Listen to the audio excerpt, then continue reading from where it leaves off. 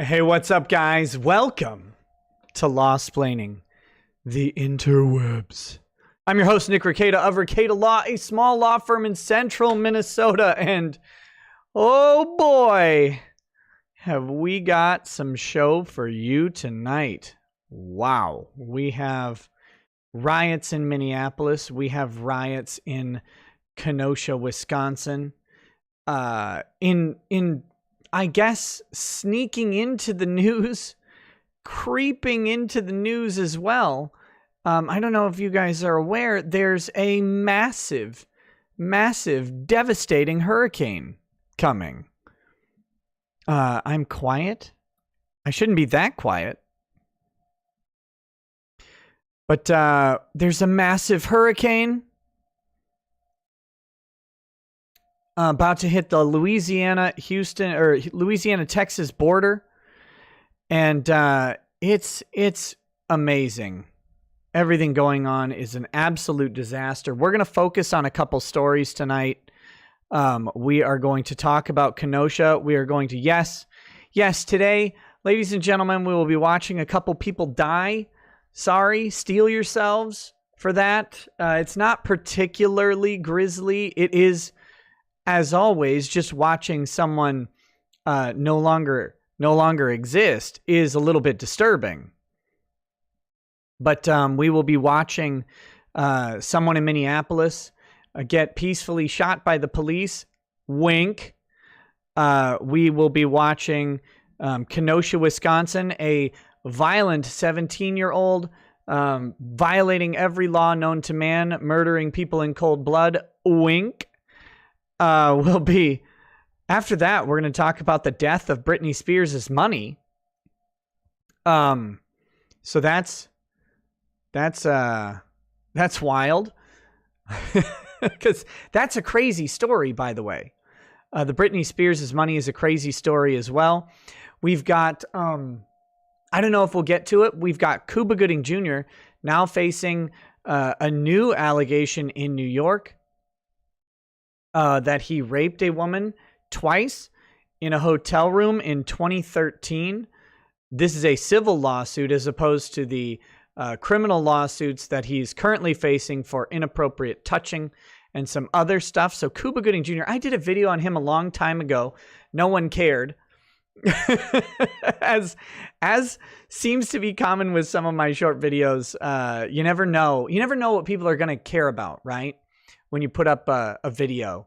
And so I did one on Cuba Gooding Jr. No one cared. And then this story has just been growing and building and growing. And it's really kind of an interesting story. But now Cuba Gooding Jr. is being accused of rape in civil court in New York. And I hope beyond hope that I know who the attorney on the other side is. But I don't think it is. I don't think it's him. But somewhere in my brain, I hope it is. So we've got the New York court system case lookup. I'm going to see if I can find Cuba Gooding Jr.'s court lookup. Why can't I look that? Look at that.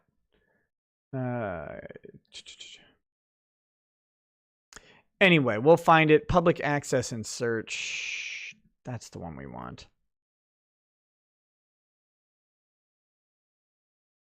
New York State Court of Appeals. No, that's not what I... Anyway, I'll see if I can find it. But there's some other stuff going on the channel, as I've been talking about, and I made a big move today. Is my camera all blurry? Oh my God. I got to go ahead and... I'm going to head off the progressive blurrying that happens. Are we serious here? Good job, Streamlabs. Doing the Lord's work there. I've been talking a little bit about changes to the channel, and I implemented a big one today. So I'm going to show you, because this... My mustache is all weird. This video is going to go unlisted the moment the stream is over. Where is... I've got like one mustache hair that's catching light and it's bothering me. there is, so this will go unlisted. It will be accessible, fully accessible. If you're on this right now, you already have the link to it. So you will see it. You can follow the link on Twitter to it. And most importantly, it will be placed into an archive playlist.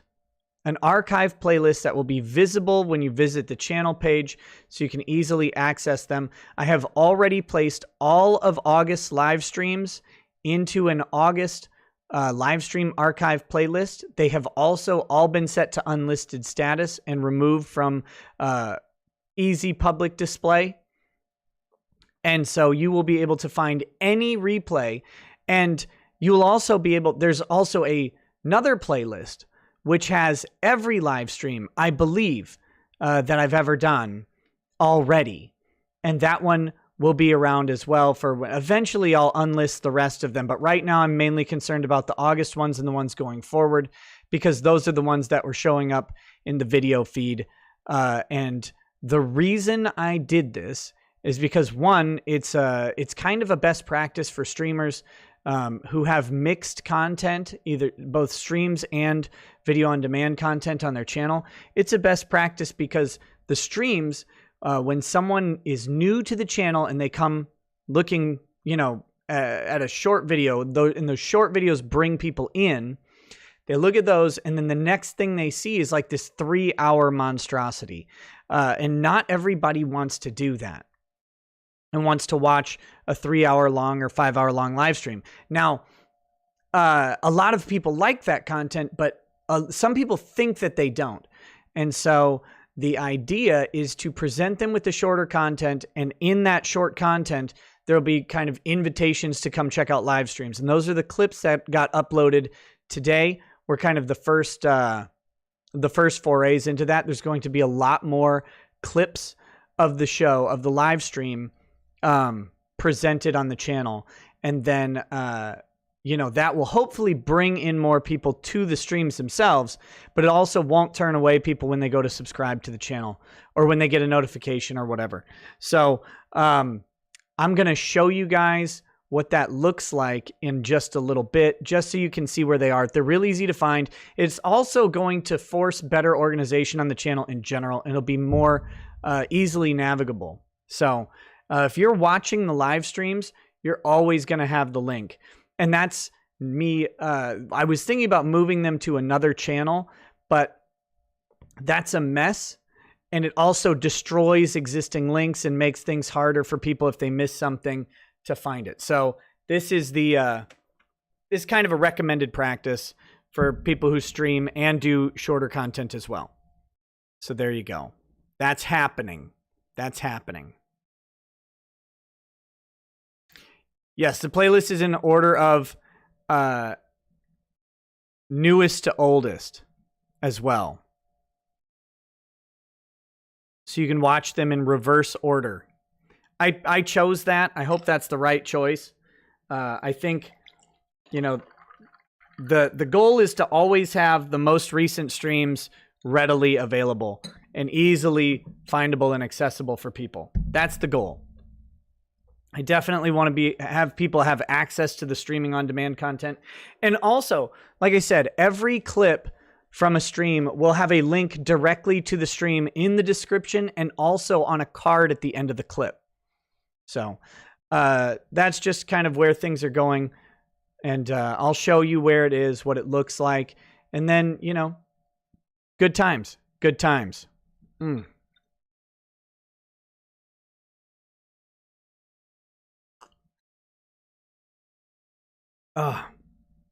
timestamps, I can actually, the timestamps they're usually in a pinned comment within a day. As soon as Agrilith, who heroically does them all the time. I need to buy that guy like a coffee maker or something. I don't know. But he heroically timestamps all of the live streams, and they usually, within about a day, as soon as I see them, I pin them. But I'll probably start moving them into the description. And when I move them into the description, it will actually add the timestamp breaks on the timeline. So that's coming as well. I just have to start doing it. But anyway, that's what? I don't know what you're talking about, Diamond Duck, but that's okay. So that's the big channel stuff that's going on. Like I said, just changes you'll start to notice, and then you'll probably forget it was ever any different after a while. It's great. Yeah, the full stream recordings will still be up. They'll be unlisted, so they don't show on the to like new people who are coming to the page aren't going to see them right away unless they go down to the live stream section. I'll just show you. Oh yeah, is Nightbot in here? I wonder if Nightbot is available. Nope, I don't think Nightbot's around. Oh wait, no, it is. It is. There he is. So apparently we have a chat log as well. So that's coming up. Zara BP, there is a Vic playlist, but it got lost in the maintenance and it needs some loving, and I'll have to do that. It's just going to take time to do stuff like that. But yeah, and if you guys act up in one tiny way, I'm going to sick the Nightbot on you. I'll send him into full Nazi mode, and he will start yeeting people off the channel again. I disabled like every command except the command thing.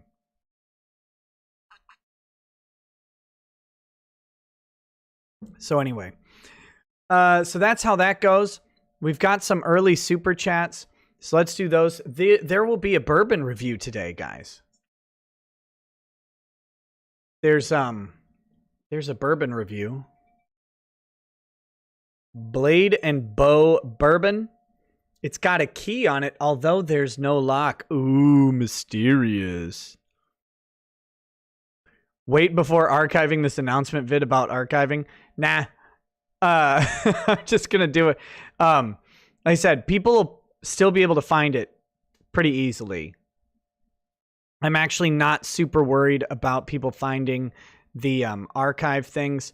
I will be doing community posts as well, talking about it more and more. There's one up on the YouTube channel already. I'll do another one tomorrow. People will find them. People will find them. I have faith. I am the keeper of the faith. So, the lock was inside you all along.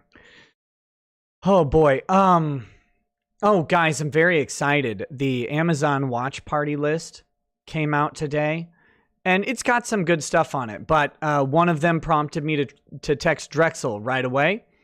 Was Rambo, the 2008 Rambo. That's all it's called. The fourth one, where he's over in Burma. I love that movie. It's awesome. So that's soon on the agenda. As soon as I don't know when Drexel will be out. As soon as I get home, but as soon as he is, we'll have Rambo on there. And I'm looking forward to some other stuff. Also working on some other interviews as well coming up. And yeah, all around working all day, much to the chagrin of people like Lady Rackets who have to deal with me being on a phone like 15 hours a day and trying to deal with stuff. But that's it. So, whew. Drexel is coming out. Yes. It was a big surprise, but we found out he's been diagnosed with the gay. Random Blaze says Low T and the left media are already labeling the 17-year-old as a white nationalist. The spin is strong lately. Look, the 17-year-old Kyle Rittenberger, I think is his name. His name was Kyle Rittenberger. They described him as a Blue Lives Matter supremacist. Or no, extremist. A Blue Lives Matter extremist in some media thing that I saw. And I was like, wait a minute. I've never seen a Black Lives Matter extremist by the media. I mean, I've seen Black Lives Matter people throwing bombs, torching cars, smashing things with bats. None of those are extremists, but this guy is. But this guy is a Blue Lives Matter extremist.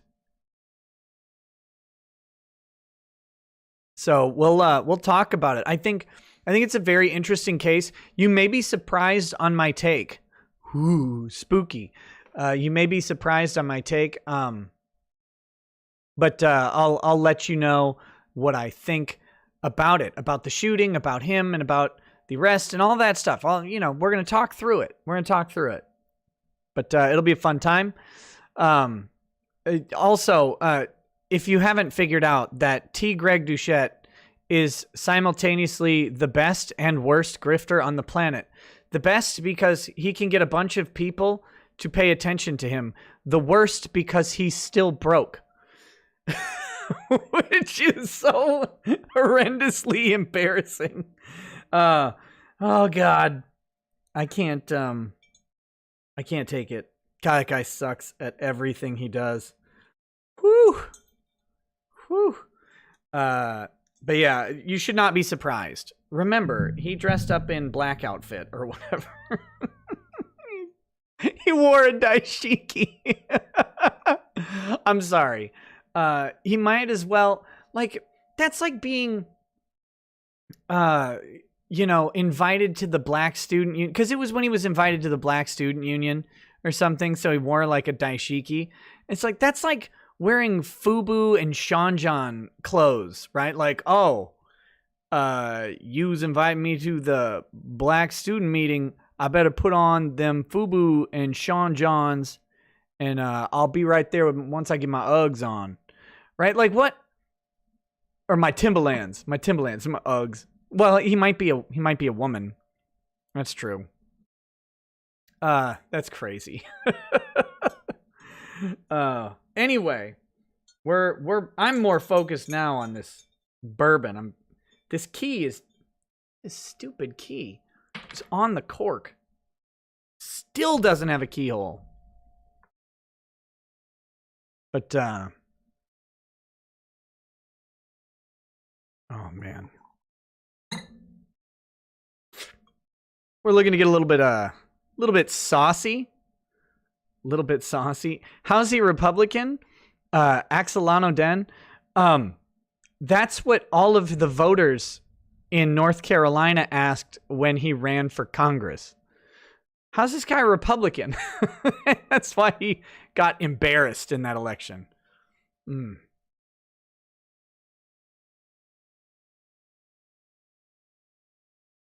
Oh, man. Okay, so this is Blade and Bow. My first thoughts on it are it's got a very acrid alcoholic smell.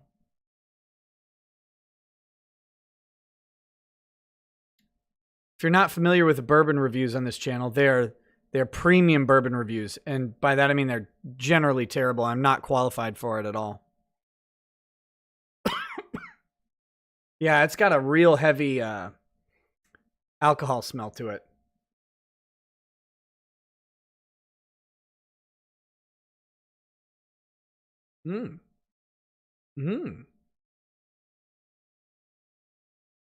Oh, wow, that's great. I was really worried because it's such a powerful alcohol odor that I thought it would burn but no, it's absurdly smooth. Very, very good. Really tasty. I don't know how to, I'm not like notes of oak and a little bit of charred splinter in there. That's not me. I don't know how to do that. I don't care. This is a subtle and smooth bourbon. It is not acrid at all.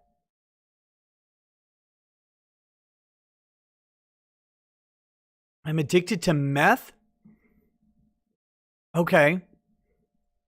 Oh, this is really good. This goes down easy, kind of like Marky or whatever. Damn. This is Blade and Bow bourbon.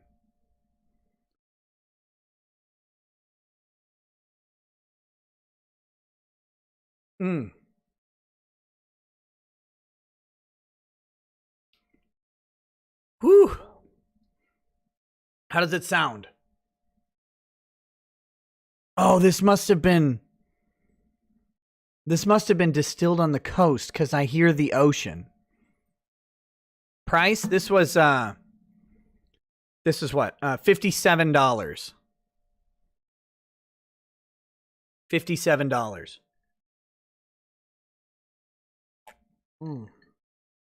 That's good stuff. I mean, that's really good stuff. I think if they ditched the key, it'd be $54. I don't know if this thing is.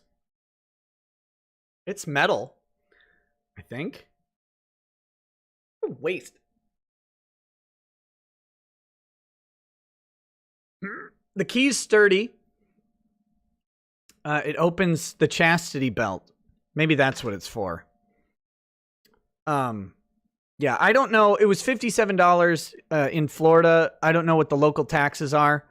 Oh, did I do the finger test? No, let me do that. It's probably more appropriate if I do it to the bottle, right?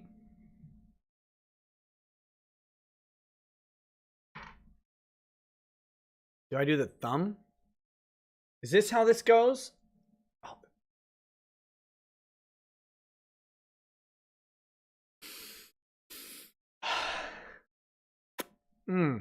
That's good.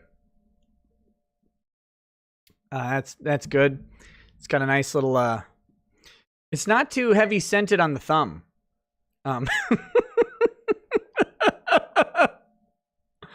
Oh gosh. It's terrible. He's never going to live it down. He's never going to live it down. That's so good. It kills me. It kills me. Okay, Emmy Fire intern Chan says for a little bit of UltraCon is in Miami this weekend. I can't go. I wanted to. I looked for a way to make it happen. And I can't. I've got to be back in Minnesota this weekend. Or, well, I have to be back in Minnesota before the 1st. Actually, I think before the 31st because of activities and everything starting back up. And I just couldn't go to UltraCon. I wanted to go very badly. Vic is going to be there. If you are in the Miami area or within, or you have just access to get to Miami and you want to see Vic, go to UltraCon. I am going to try to meet up with him at a different convention later this year, if possible. I don't know if he's going to be there as a guest. I don't know. I don't actually know if he's going to anymore. I don't know, but I'm going to try. I really want to. I only got to see him at Kitchener Comic-Con this year, and I really would like to, pop in and visit with him some more. COVID has screwed up everything with that, and I just can't make it to UltraCon. But I hear he has an announcement at UltraCon that should be fun for people.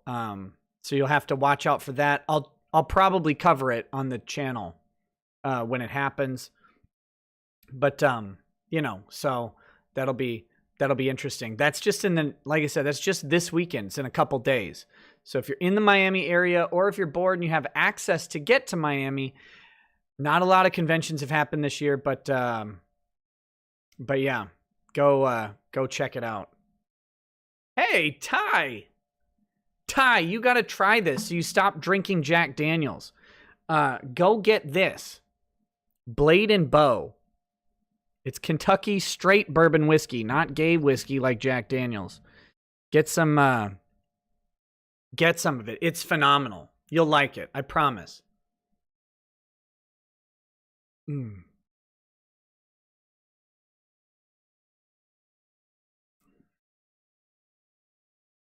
Yeah, Wolvenar. I've heard. We're going to cover that story in a little bit. Ty, also, by the way, have fun with a small storm headed your way.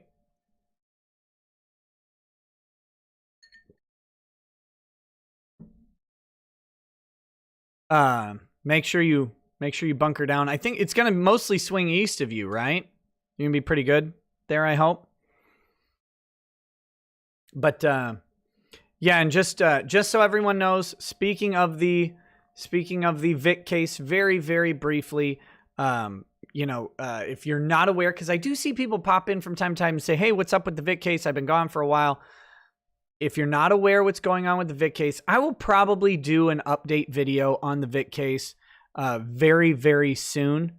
But the long story short is the Court of Appeals will be taking the appeal under advisement on September 22nd.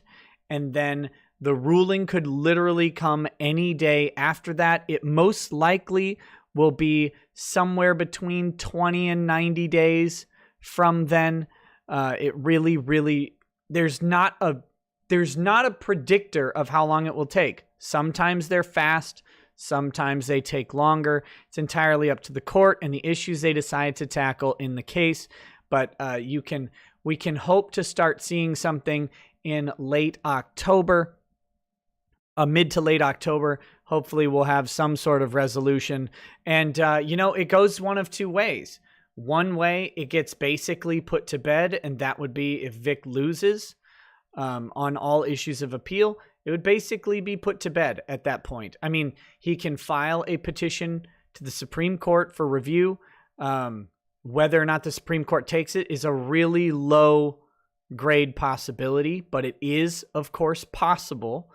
But it's if they decide to petition the Supreme Court, like the chance of the Supreme Court hearing it is somewhere around, it's less than a 10% chance just to hear it.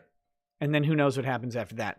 If they win, if any or all issues come back after the appeal, this case goes remanded back down to the lower courts. Of course, the defendants would have the ability to appeal to the Supreme Court, and it could really bog things down.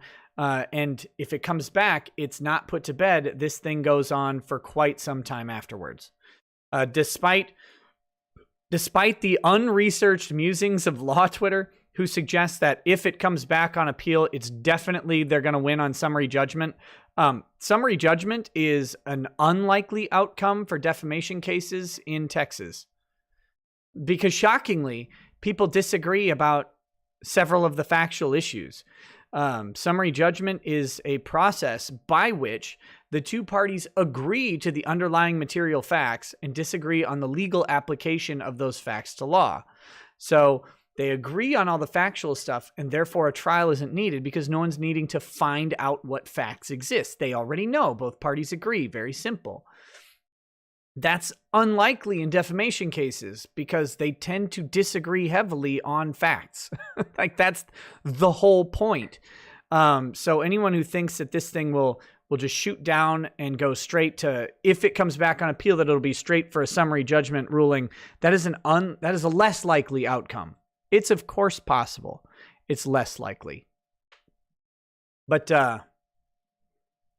anyway, so we'll see. Yeah, as you may remember me saying these are fact questions over and over and over again. All right, sorry. Ty disturbed me. It's his fault. Emmy Fire. A little bit of good news since I won't be on here tomorrow.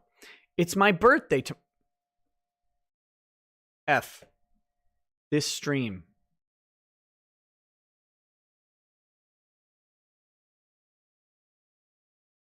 Okay. We're back. I know. Cavalcade of Fs. The internet is catching up.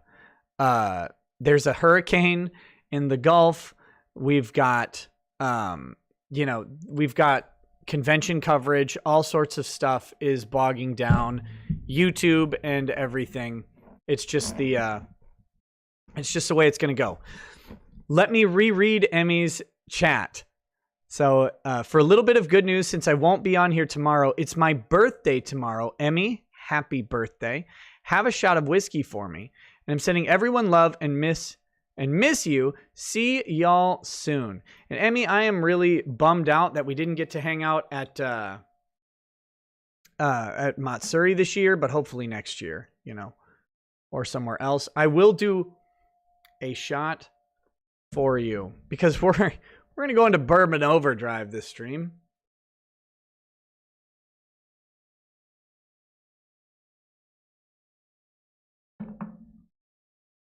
It was not a shot. That was not a shot. That was at least 2. Oh, dear God. Whoo, whoo, whoo. Well, we'll see how saucy the show gets. That was good. Still smooth. The problem was it just filled up my mouth and went up into my nose. Oh my gosh. Okay. So anyway, happy birthday, Emmy. Happy birthday. Irby says, hey, Nick. Hey. Don't forget about the peaceful pedo getting domed by the clearly violent white nationalist Kyle. Wink. And let's not forget that Jacob Blake is a convicted pedo from what I gathered. We're definitely going to talk about the white nationalist killing the white pedo because that is just it's almost serendipitous. And I'll have some opinions on that. I don't know if you guys have noticed, but if you follow like Andy No, you'll notice a disturbing trend of pedos in the Black Lives Matter arrests that have been going on around the nation. This one didn't have time to get arrested because he apparently ate a bullet. Weirdo with a cello says Kenosha needs actual roof Koreans who can't be called white supremacists. You do know that Asians are the new whites, right? Especially Asian men. Asian men are white. Who white? That's why it's who white. The HU is actually the Asiatization of white.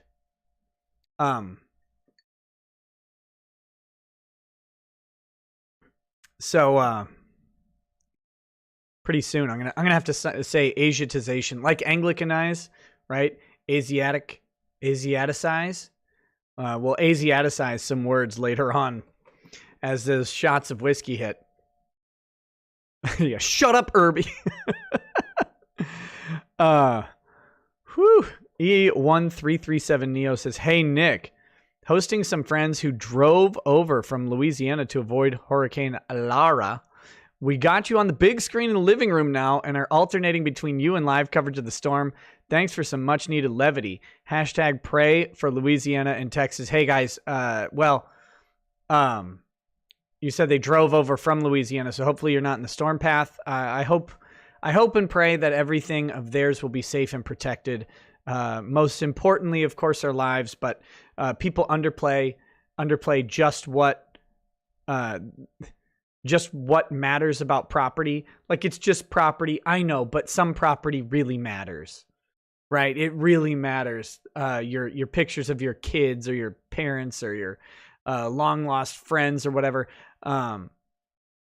Your pictures and your memories and your, our memory is tied to objects in so many ways. And for different types of people, that object tie is even stronger.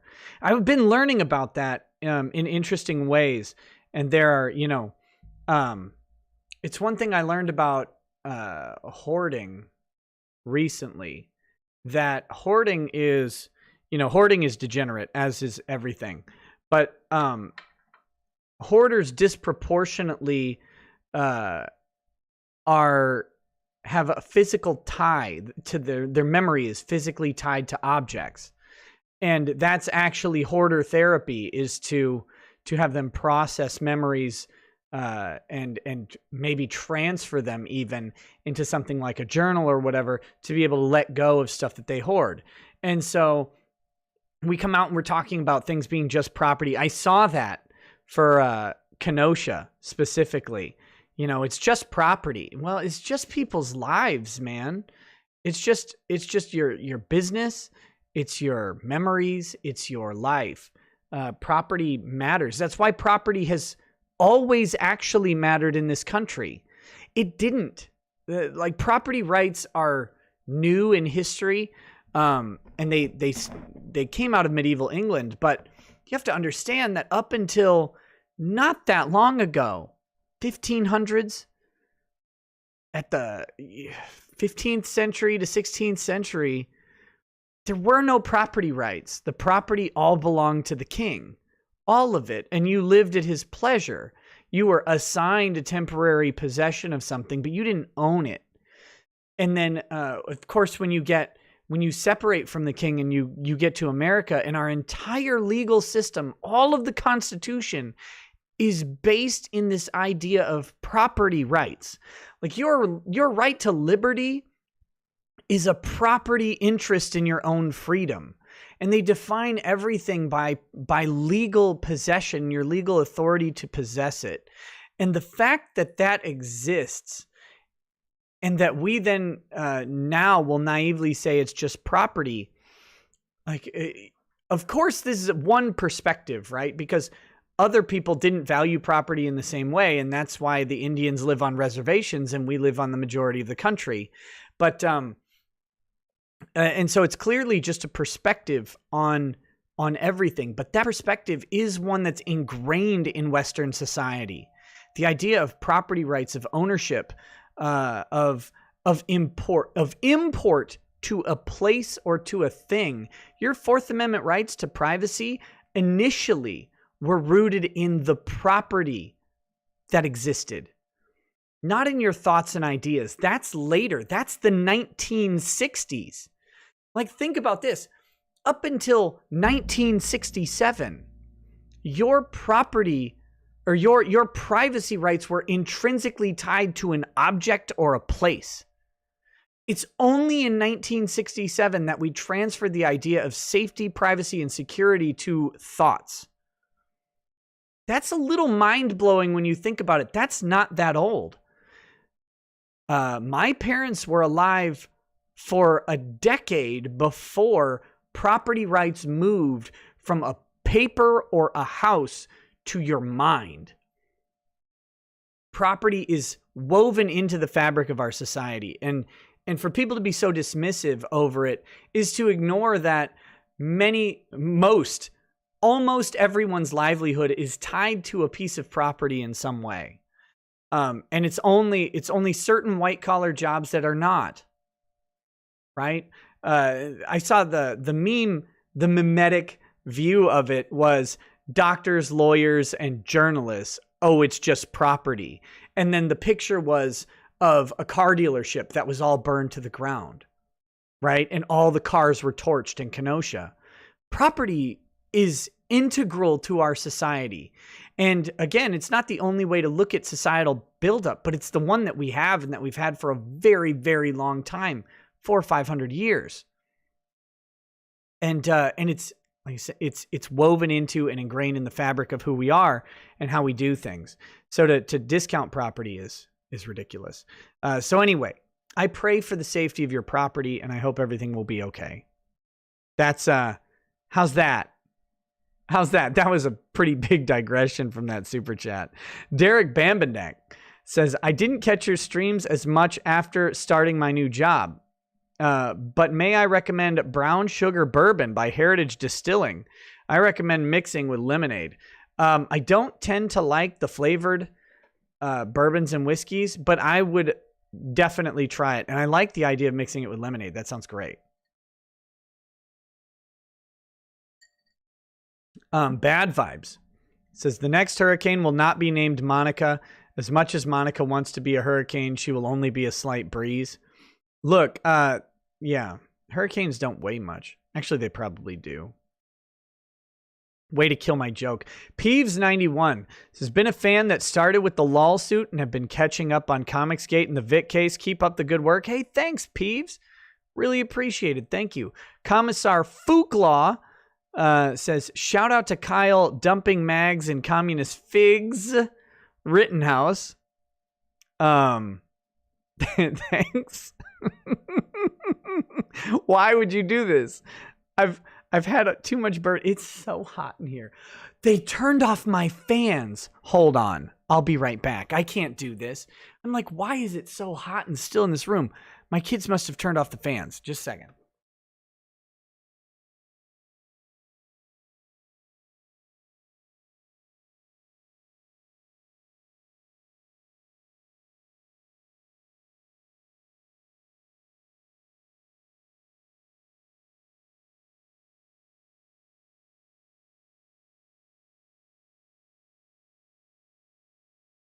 I'm sitting here melting.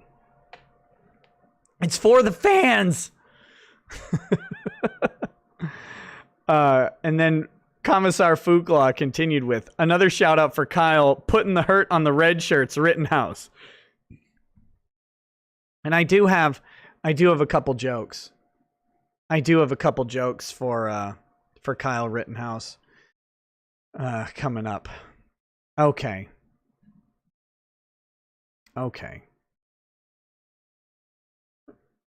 Let's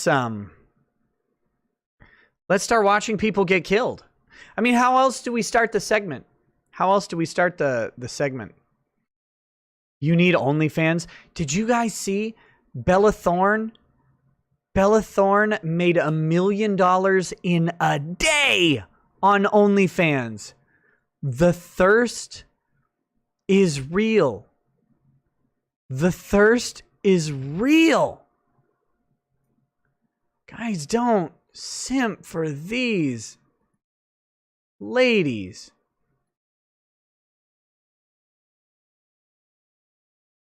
Okay, hold on. $1 million in a day for what? For a little bit of, for just a crumb of poochie? For a little bit of nipple? It's not worth it. Good on her, though. I mean, don't get me wrong. If I could, is it not even nude? Is it not even nude?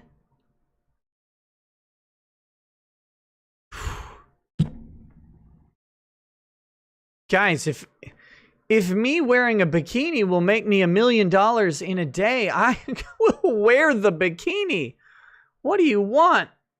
What do I have to do? Is that it?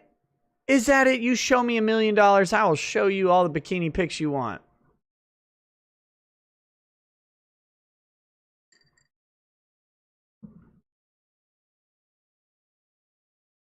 I just want to point out something.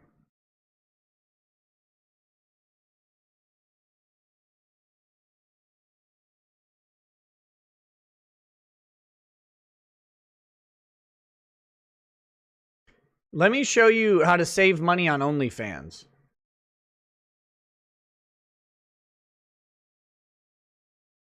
All right, here we go. I think we're lined up. Are we lined up? Yeah. You just go onto Google and you can type in Bella Thorne bikini.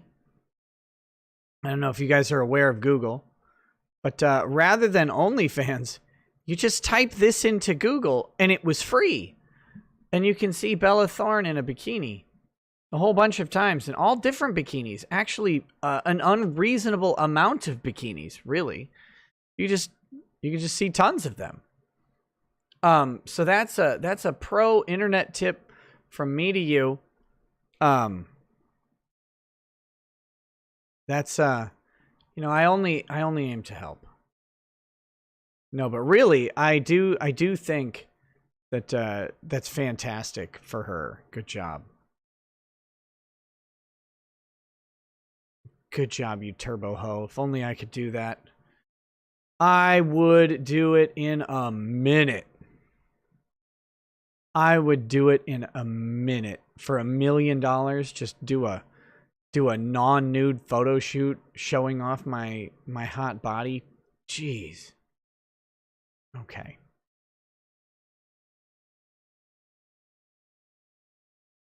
We should do like a crunch or two every now and then.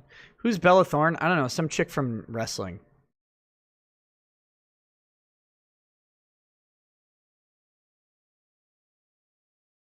No one's stopping you. No one's stopping you. Okay, here we go. Tax evasion ASMR when? This is how you refuse. Oh, just don't even file that 1040. No. Don't file that 1040. No. I know you got that 1099. I know you did. I know you got it. I know you got it. I know you got it. Don't file. There you go. That's your tax evasion ASMR. That was for Ty right before he left. Hey, catch you later, Ty. Have a good night, man.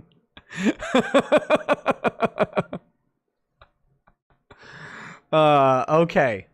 Okay, we are on Kenosha, Wisconsin. Oh, I'm pouring a little more of this this liquid.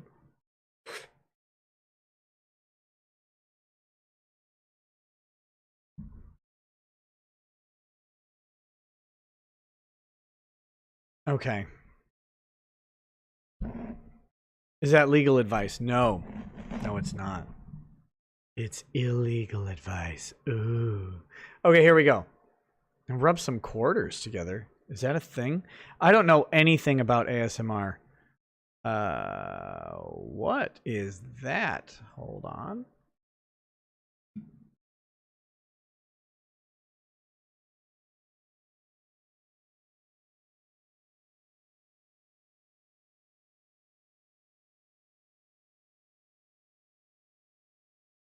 Oh, God.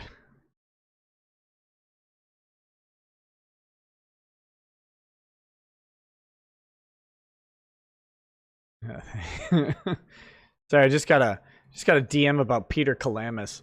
That guy's a pile of garbage. Okay, here we go.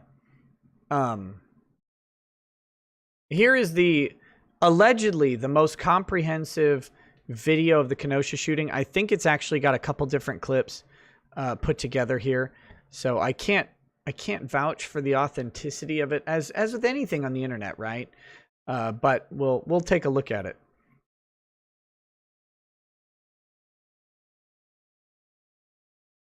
Oh wait, I gotta make sure you guys are muted. I think here we go. I don't want to mute you guys. I want you guys to experience the full violence, auditory violence.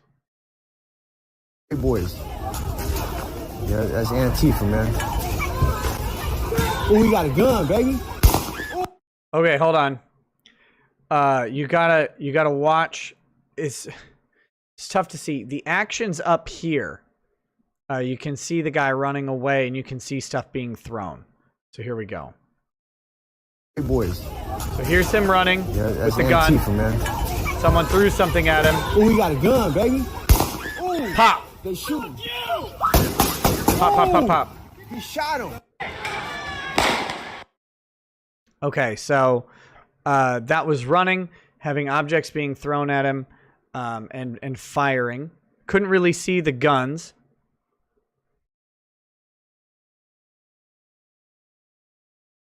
But, or we couldn't see the gun at the time of the shooting. But, just a second.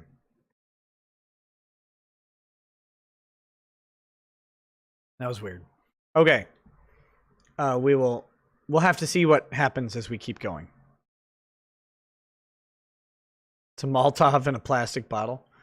I didn't see a big explosion of fire, so I'll take your word for it, but I'm not factoring that into my analysis that it was a Molotov cocktail, because it doesn't, I mean, frankly, it doesn't really matter if it was a Molotov cocktail or just a jug full of water.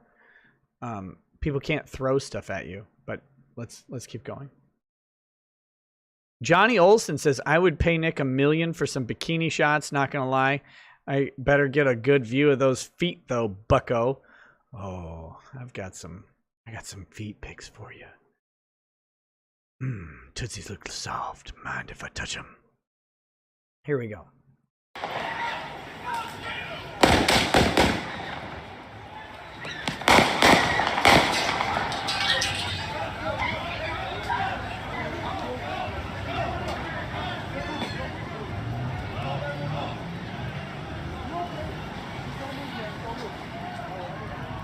Okay, so this is the shooter.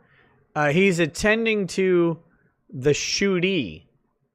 We should stop calling them victims and just talk about shootees, right? The shootees. So he shot him for whatever reason. Now I have heard, I can't confirm this. So again, right now I'm kind of leaving this out these are going to be facts for the case, and this will factor into, hopefully you'll understand when I make my analysis of this as we go, that this factors into it. I've heard that he went to Wisconsin to help a friend protect his property during all this, which is actually a legal purpose. And we are going to look at all the Wisconsin statutes about gun ownership and gun possession because they matter here. They matter very much. And some people are arguing that he loses his self-defense, that he loses any self-defense claims because he was in violation of Wisconsin law. And we'll take a look at that and we'll analyze it and we'll see if he's in violation of the law. All right, here we go. Ate him out.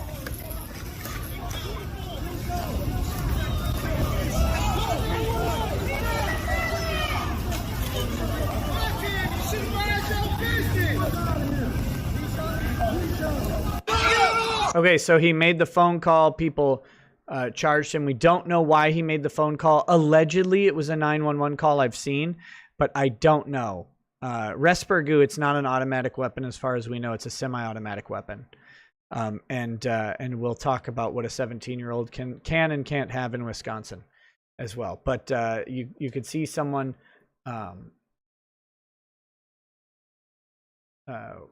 makes the phone call here, and then some people are running up to him. He runs off. The other guy is attended. He runs. He's still running. If you notice, someone is in pursuit of him. By the way, someone is in pursuit of him. Hit.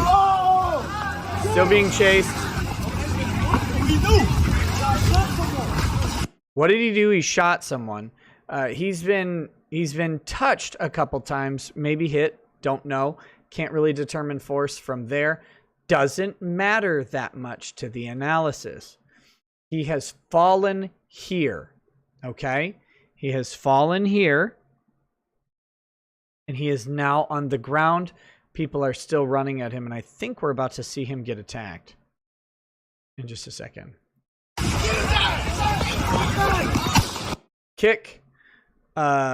Disaster. There's a stabilized version of this that is much clearer that I can share of the first shooting. Can you DM it to me somewhere? Tell me where, either on Twitter or Twitter or Discord or something like that. That'd be helpful. Here we have a pretty interesting, very important development. This guy jump kicks the shooter while he's down.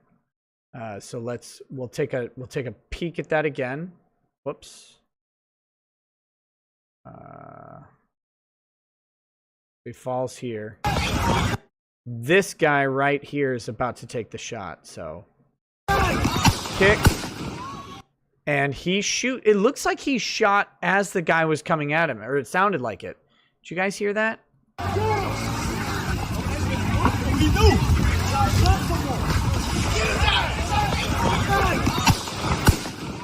Yeah, I heard a shot as the kick was coming. We heard a shot. Check Elijah Schaefer. Okay.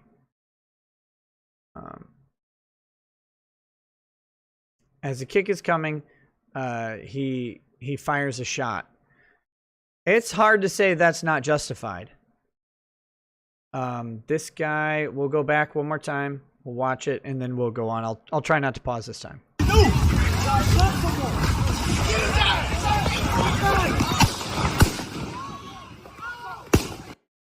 There's a third shot fired. This guy looks like he was tagged. This guy was probably tagged. Yeah, the one guy who was tagged had the skateboard. I'm going to watch it again. We're going to watch this a lot. Sorry. I want to see it. I want to make sure we've got as much, full view of this as possible. Get him.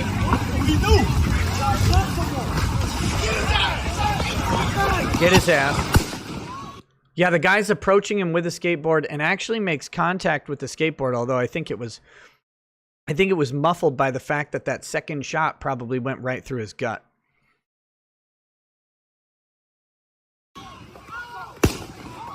Tagged again. Tagged.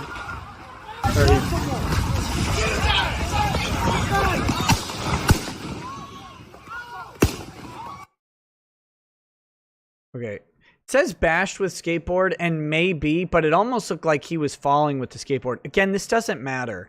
This is why I don't like text below, especially because bashed is a descriptive word that is subjective. We don't know what impact was used, and if you watch the video, it's not clear that the guy actually made good contact with the skateboard, and it doesn't matter. It doesn't matter.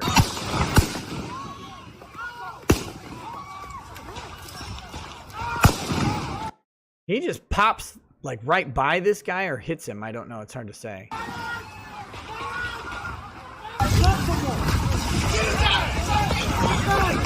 Pop, pop, pop. It says bash with skateboard here. Yeah, that guy moved in on him. That's why he pops him.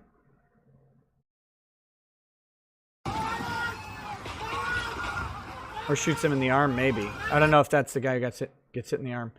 Approaches with hands up. Draws handgun. Okay, that's interesting. Oh, so that's the bicep boy. Fuck, he's pulling a handgun. He was going to shoot him.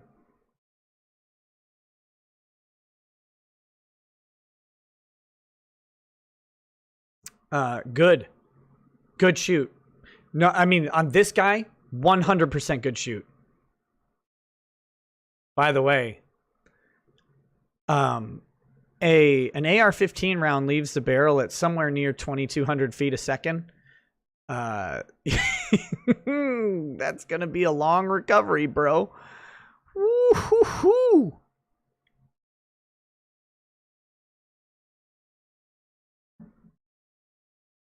Uziel says two things. One, I had a great history professor who taught us every decision made in history revolved on the concept on property. Very insightful. Two, have you seen the teaser for Warhammer Darktide? I have. I haven't stopped cooming. I keep hearing it's 4-player co-op like Republic Commando. It's probably 4-player co-op like Vermintide because it's made by that studio. And Vermintide and Vermintide 2 are great. I can only imagine that Darktide will be great as well.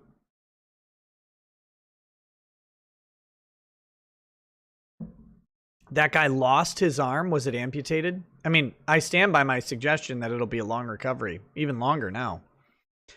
There are a couple more chats in here. Automata says, GoFundMe official tweet. Here is the verified GoFundMe to support the family of Anthony Huber, the hero who gave his life attempting to take down a gunman in Kenosha and save others. I believe they also shut down a Kyle GoFundMe as well. That's bullshit. That's bullshit. Fuck that. By the way, whenever I donate to GoFundMe, I always change to 0 on the tip. I hope you guys do the same. GoFundMe cannot actually take a percentage without you voluntarily giving it. It's not like Kickstarter and Indiegogo that take percentages off the top. GoFundMe can't.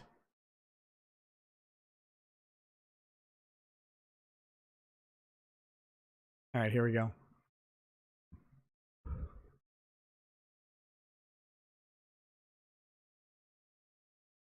Hey, dude right here just shot them. Dude right here just shot all them down there. Walks over to the police and turns himself in. He has done... This is actually... this kid at 17... is shockingly better at this than most people. Notice what he's done. He's approaching the police. His hands are not on his weapon. His weapon is slung. It's in a neutral down-facing position. He can't remove the weapon from his person. He can't do it. If he removes the weapon from his person, someone else grabs it and shoots him. Make no mistake. I would typically recommend, if possible, to give the weapon to a neutral person. If the situation is neutralized, to give the weapon to a trustworthy person, or to otherwise remove it, just so that the police don't show up with you armed. In the absence of that possibility, this is your next best option. You've got, he is, again, non-threatening to the police, and that's very, very important. And it's important to note also that he was not arrested at this time. He was not arrested tonight, or that night. He was arrested later. Hands up. I would not have put the gun behind me like that. That was a risky move, in my opinion, to reach down to the gun, even to move it.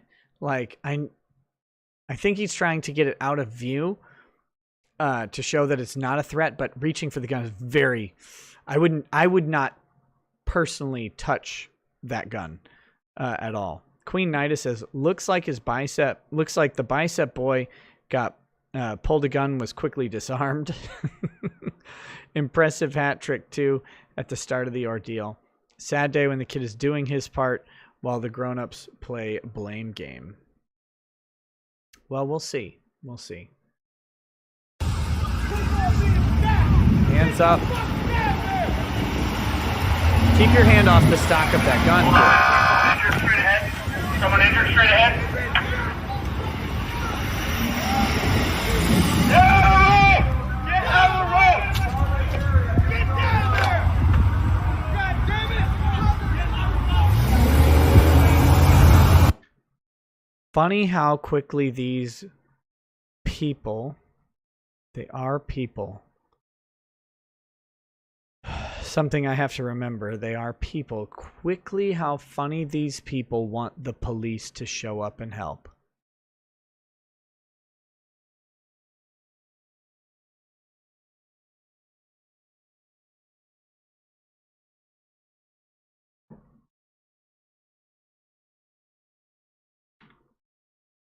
Green apple, they don't explode. But when I say explode, I mean they spread fire. That's the whole point of them.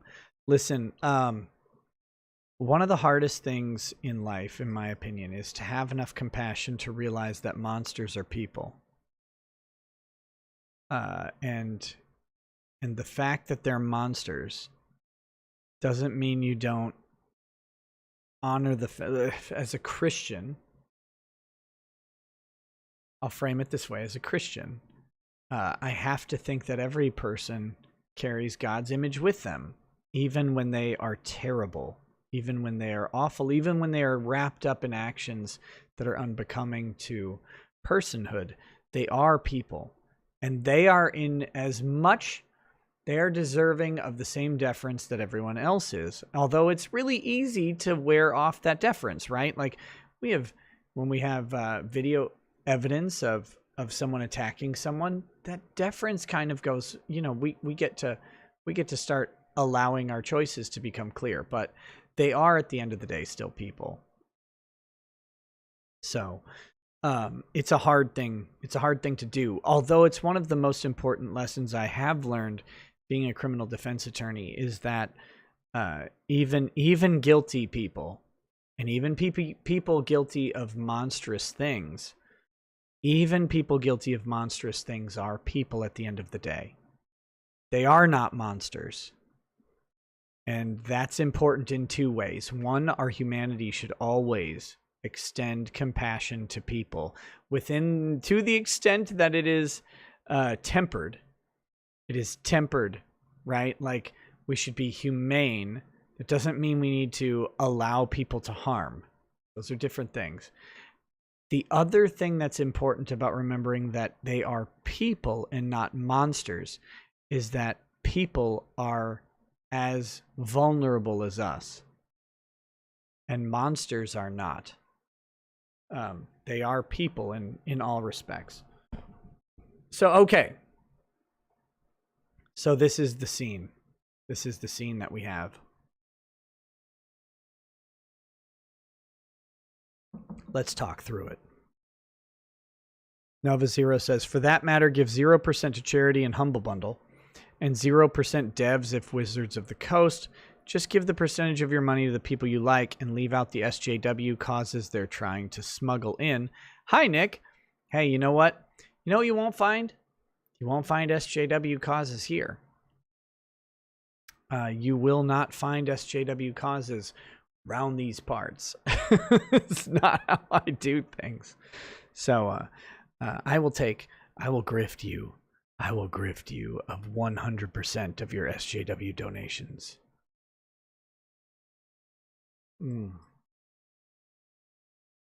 All right. So let's talk about this. Oh wait, we've got a stable video of the shooting, right? Let me see if I can find it. Here we go. Thank you. Thank you to I won't say your real name, but whoever sent that.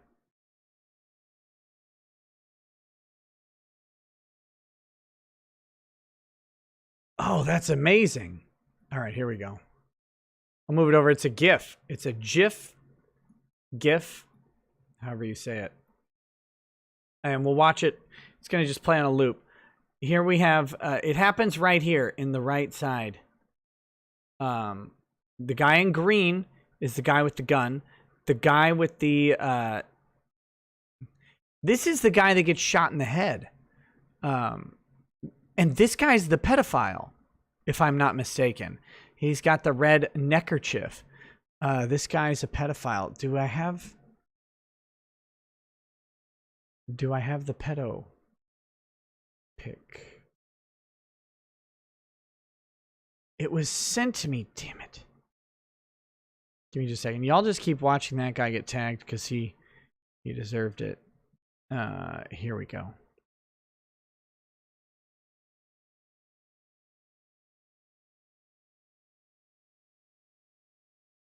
Okay. This is the guy, I believe, who he tags. Whoops. Not that. Okay.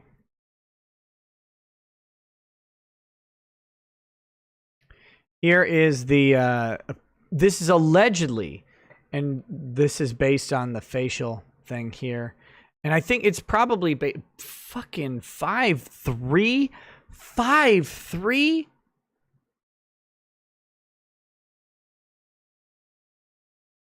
He's 5'3".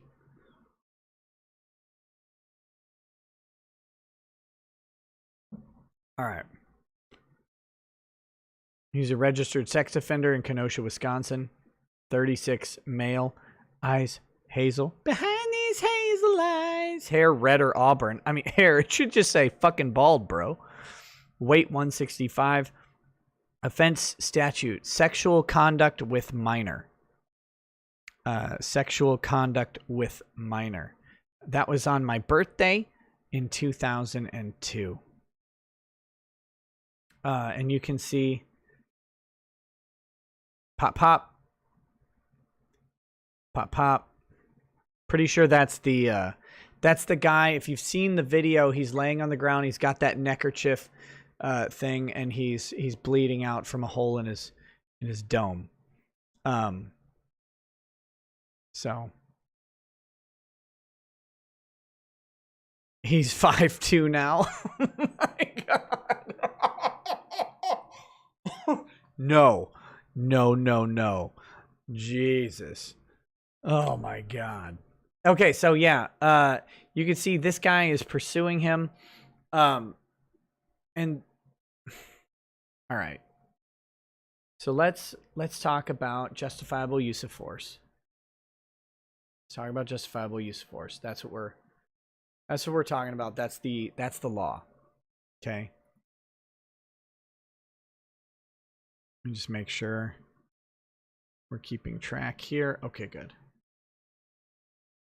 So justifiable use of force in Wisconsin. Do I have that? Self-defense and defense of others. Here we go. Let's read the law. We're going to read the law. Shocking thing that we'll do. I wonder if T. Greg eats a dick. Duchette. Sorry, mispronounced Duchette. If T. Greg eats a dick, knows how to actually read a fucking statute. Here we go. Self-defense and the defense of others. We're gonna noodle through this together. I don't actually know the answer. Here we go.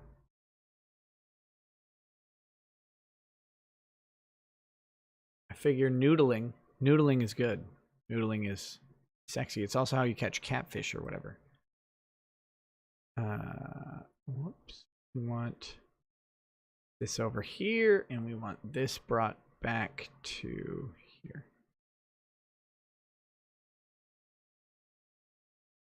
Tim Pool reports that before the video starts, they shot at the kid. I believe you. I just don't know that. So, you know, that's fine. I don't think it's, I don't, that is a big factor in the kid's favor. I don't know that it'll be necessary for the analysis here. Oh, by the way, I didn't tell you guys. So yesterday when I met with my YouTube partner, we have a really good thing going. We're partners now. When I met with my YouTube partner, he showed me the top. They have a new tool that shows the cross pollination rates, I guess, of other content creators, and shows the top videos that all of you guys are watching. So all of you guys are watching particular set of videos. And he gave me like the top 20. Guess what? Literally fucking all of them are Tim Pool. So there you go. There you go. The crossover between me and everyone else is literally just Tim Pool. That's it. That's all it is. You guys don't watch anything else, just Tim Pool. That's the most common cross creator thing I have. I guess I got to get him on the show more and like jerk him off or whatever so I can get 500,000 views on a fucking video. Whoa. The whiskey's hitting.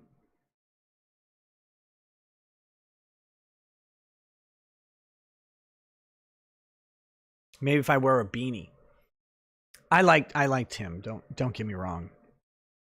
Okay.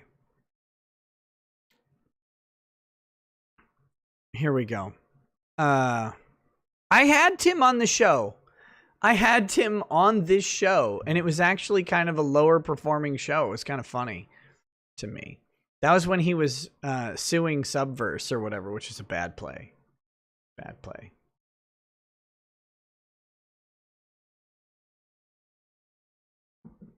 But I like him.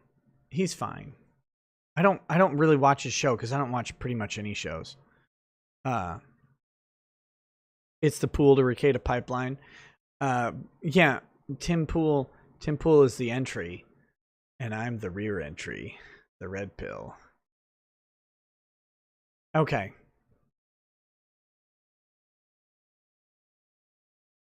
Self-defense and defense of others. A person is privileged to threaten or intentionally use force against another for the purpose of preventing or terminating what the person reasonably believes to be an unlawful interference with his or her person by such other person. The actor may intentionally use only such force or threat of force thereof as the actor reasonably believes is necessary to prevent or terminate the interference. The actor may not intentionally use force which is intended or likely to cause death or great bodily harm unless the actor reasonably believes that such force is necessary to prevent imminent death or great bodily harm to himself or herself. Okay, pretty straightforward. In this subsection, we have dwelling, place of business, means of business if the actor owns or operates. If an actor intentionally uses force that was intended or likely to cause death or great bodily harm, court may not consider whether the actor had an opportunity to flee or retreat before he or she used force, and shall presume that the actor reasonably believed that the force was necessary to prevent imminent death or great bodily harm to himself or herself if the actor makes such a claim under subdivision 1 and either of the following applies. Well. Subdivision 1 is here. We're in 1M definitions. So, either the following applies. The person against whom the force was used was in the process of unlawfully and forcibly entering the actor's dwelling, motor vehicle, or place of business. The actor was present in the dwelling motor. So this is probably not the kid's place of business. Although, did somebody say it was his father's? Did someone say this was his father's place of business? Has anybody seen Kyle? Nova Zero says, Tim Pool is just where we end up. He hit 40,000 live streamers a bit back and averages like 25K on his live podcast. It's okay, Nick. We simp for you. But before you grift us, Google takes its cuts. SARS. His friend's business? Okay.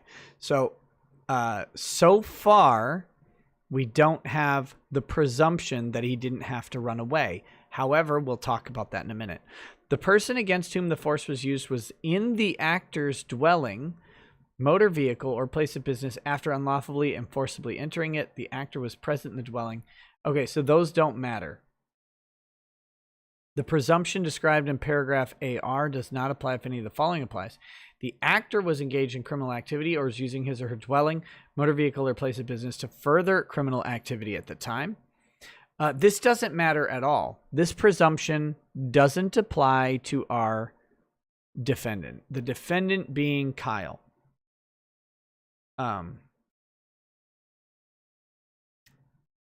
His friend business that he saw on Facebook. It doesn't matter.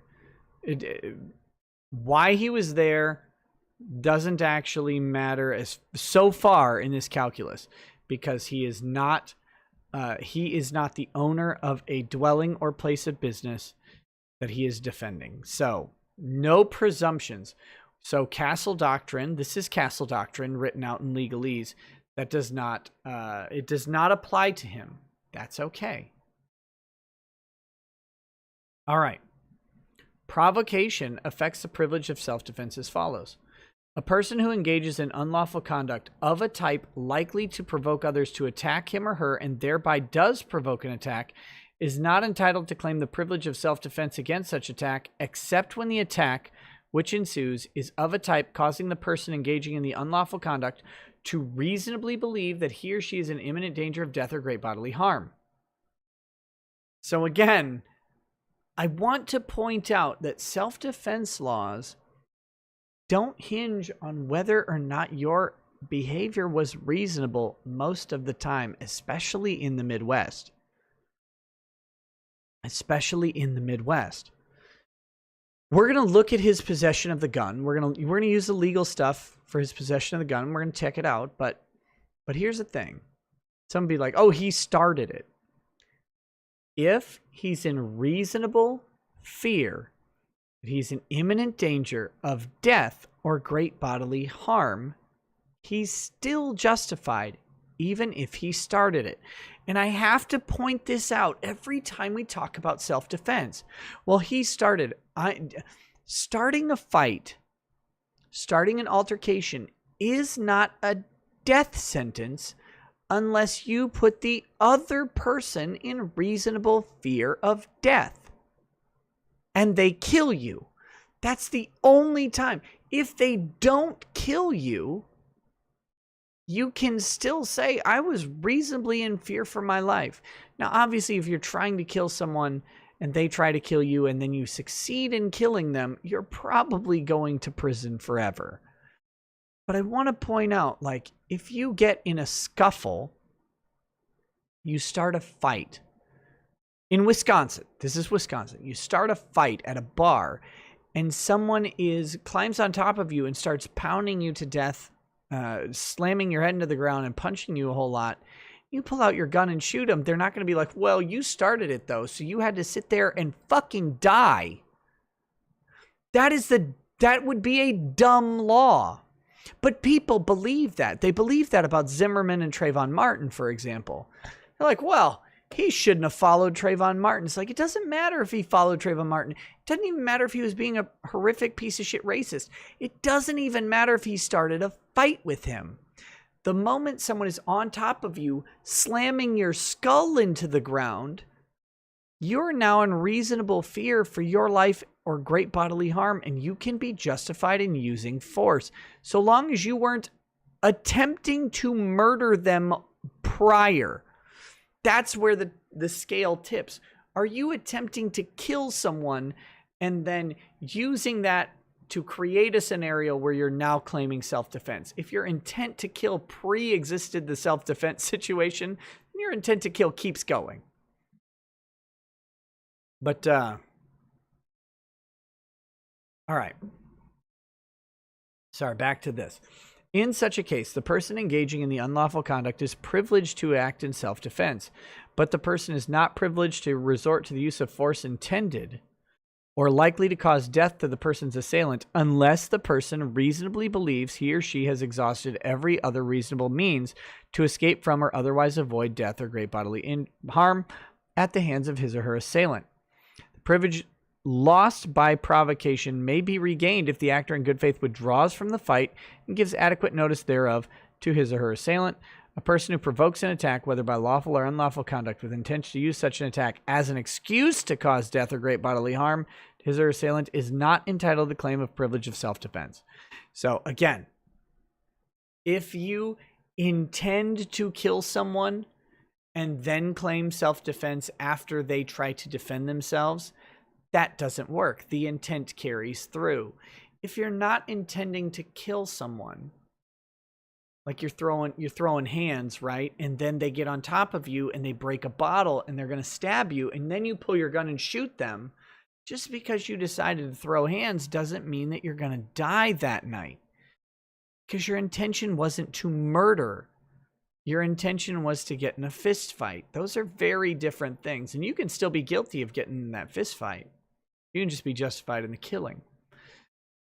This is something people lose quite often. They lose track of where self-defense starts. Self-defense does not start at the beginning of the altercation. Usually self-defense starts when we're talking about deadly force, okay? Deadly force. Self-defense starts when the scales tip against the actor to the point where they fear for their life.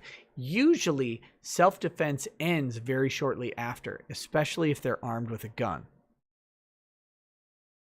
The privilege of self-defense extends not only to intentional infliction of harm upon a real or apparent wrongdoer, but also to the unintended infliction of harm upon a third person, except if that intended infliction of harm amounts to the crime of first degree, second degree, reckless homicide, blah, blah, blah, blah, blah. A person is privileged to defend a third person from real or apparent unlawful interference by another under the same conditions. These don't matter. A person is privileged to use force against another if the person reasonably believes that to use such force is necessary to prevent such person from committing suicide. This privilege does not extend to killing them. Look, you're about to kill yourself. Bang, bang, bang. No, me first. No, that doesn't work. That doesn't work. None of this applies. So let's go back to the, oh, that's a different thing that we're going to talk about in a minute. We're going back to the GIF in question. This person, we see, he has retreated. He's running away. He's moved away from this person. They're still pursuing him. They catch up to him. Now, he turns around and fires. Bang. Bang, bang, bang. Domed. Done. This guy, this killing looks like a justifiable use of self-defense. It does.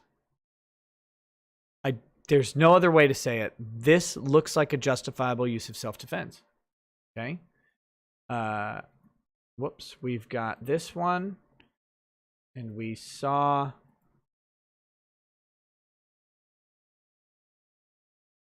We'll watch this one more time. Notice what happens. He's running. He is attempting to withdraw from the scene. People are pursuing him. He is leaving. And as we know, cops are actually down this road. It is likely that he is on the way to the authorities at this point. You can actually see the flashing lights right here. as the camera pans back and forth. So he gets hit. Hit again. And then he trips. Now, this is important. This is important.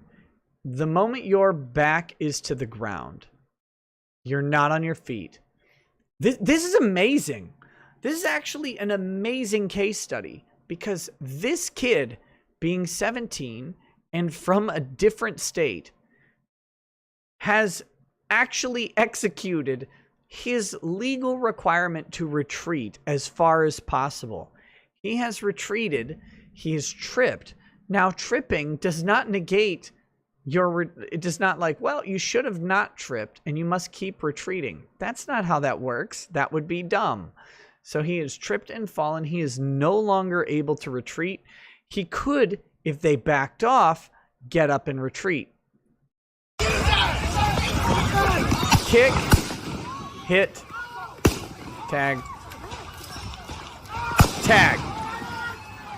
The fact that he tags that guy who's pulling a gun on him is fucking amazing. And he stopped shooting. Piff. I think he must have missed this guy entirely. He must have missed this guy entirely because the report was 2 dead, 1 wounded. And we know this guy ate a bullet through the abdomen, I believe, and he's dead. The other guy ate one in the dome. That was earlier. He's dead. And this guy took one in the bicep and he lived.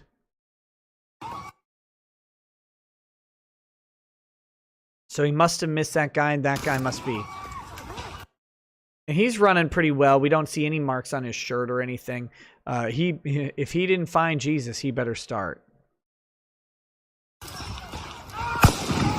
Yeah, someone pointed out he waited for the guy, Galliard. He waited for the guy to draw the pistol before he fired. Like, honestly, this guy did everything right. And that's a fast-moving scene. He's just been attacked. He's on the ground. He may be hurt from getting hit. His adrenaline has got to be through the goddamn roof.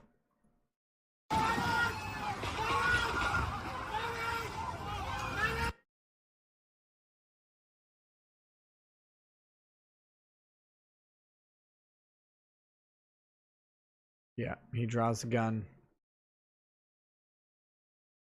Talk shit, get hit, piece of garbage. Fuck you. Fuck these people. Look, if I'm at a place, like, are you going to track someone down? You're going to chase someone through the damn road and try and track them down? I'm not. You'll never find me at a damn protest or riot anyway. I'll be in my house. Fuck all these idiots. But, and actually, by the way, just for a brief moment, let me say this.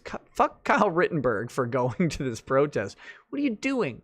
I mean, I get it. You're 17. Stay away from this shit. Stay away from this shit. Fuck everybody at this protest. I don't care why you're there. Even if it's for good purposes. Get away. Get away. Get away. You don't want this shit in your life.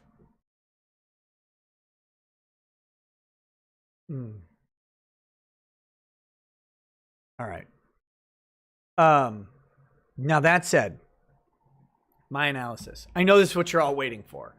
All 3 shoots are justified. All 3 shoots are pretty obviously justified. It's a clear case of justifiable use of self-defense. However, I think the arrest is also justified. And that's why I think some people might be surprised at my take. I think the arrest is justified. And I don't like subjecting people to the criminal justice system. I really don't. I don't. I think he should make the arguments in court. I think that's the better approach. I don't wish that on his family. I don't wish that expense on him. I don't. But we have the video and we're watching it and we're on the internet. Charge of first degree? Yeah. He shot 2 people in the head. Or 1 in the head, 1 in the stomach. I fully understand the charge of first degree. In this case. I do. Now notice this charge came 1 day after. 1 day. And let me explain all of this. Let me explain my entire motivation, because I think it'll understand it. The George Floyd thing took about 2 to 3 weeks to charge out, and there was a lot of evidence already. This kid was charged in 1 day. First degree murder, I'm not surprised they charged it. And I'm actually I think that's good for Kyle. I think it's good for Kyle to be charged with first degree murder. I think that's better than being charged with a second or third degree murder. Because no one who watches the evidence, when they actually watch it, will go, that kid was aiming to kill people. Think about it. He's running away the entire time. The entire time he's running away. All of the video, from the start to the finish, he's running away. How are they going to stick a murder one? Oh yeah, his intent was to kill someone. Really? If I'm intending to kill people, I'm not running away. I'm just standing there shooting people. So I think murder one is a good charge for him. I think for Kyle's benefit, I think that the charge is reasonable for a couple reasons. He comes to a protest, riot, whatever you want to call it, after curfew with a gun. He's from another state. He clearly appears to have shown up for the riot with a gun. It's not illegal necessarily. It may be. We're going to look at the Wisconsin laws on that in a minute. But I want to point out, however, from a charging perspective, remember, the prosecutor's job is to have a probable cause case, to develop probable cause to bring the charges. Self-defense is an affirmative defense. And if he doesn't raise it, of course he will. Of course he will. But if he doesn't raise it, you have 2 people dead by an out-of-state actor traveling to a riot with a rifle. Why do they charge first degree? Of course they charge first degree. They should. They should charge first degree murder if someone travels across state lines with a rifle to attend a riot and ends up shooting people after a curfew. That makes perfect sense, in my opinion. Now, do I think he's guilty? No. Not at all.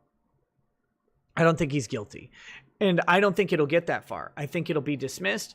I think he will raise the defense, the affirmative defense of self-defense. I think they will ask for a pretrial dismissal, and hopefully it will be granted. Hopefully it will be granted. If not, I think he'll win at jury trial, no problem. I could be wrong. He could lose at jury trial. Unfortunately, every time you take a life, there's a chance that you do. I think his chances are really good, though. I think his chances are really good. Again, especially them charging him with first degree probably did him a favor. Because how anyone can watch those videos and go, oh, he wanted to kill people, is ludicrous. The kid's running the entire time.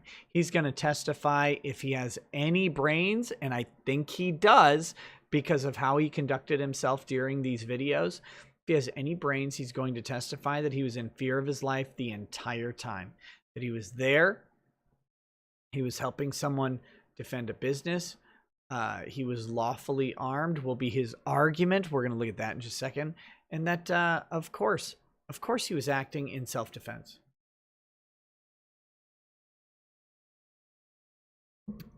Shadow Kane. I got you, buddy. I got you. Shadow Kane says, from what I could tell watching CJTV filming, the Kyle wasn't running from anyone at that point. He was trying to get somewhere and they randomly started attacking him seemingly from behind. My point, though, with that is that he's moving away. He's moving away. And at some point, your duty to retreat ends. And that is where the... it's not... For one, he shouldn't testify about anything you just said. That's fine. He should just testify that he was moving away from people advancing on him, and that's all he remembers. And he remembers being very, very scared. That's it. if his lawyers coach him correctly and he says, look, I was moving away and I was very, very scared for my life because of what these people were doing, kid should be in the clear. No problem. Doesn't matter though. He's moving away, and at some point your duty to retreat ends. It ends at 2 specific points, probably others, but 2 specifically. 1, you run out of room to retreat. Like you're running and there's a wall, 3 walls, right? And you only have one way to go, and it's back through your assailant. Well, you don't have to run anymore. The second time is when your assailant catches you. You no longer, or is about to catch you. The catch is imminent, and therefore the harm is imminent. Once that happens, you're no longer under a duty to retreat because you can't. You've tried and failed. Failing to retreat does not mean that you should retreat more. I hope that gets to your question. Thank you very much for tuning in. I know you got to go. Have a good night. Bald Eagle 1787 says that kid has balls of steel. Even vets would have a hard time maintaining their cool in that kind of situation. Cops should study the situation and learn from this kid. They should. They should. Well, I don't know if they should. Maybe. Cops shouldn't learn it for their own job. Their job is not to run away. This kid's job was to run away. His legal requirement was to run away under the law, and he did it.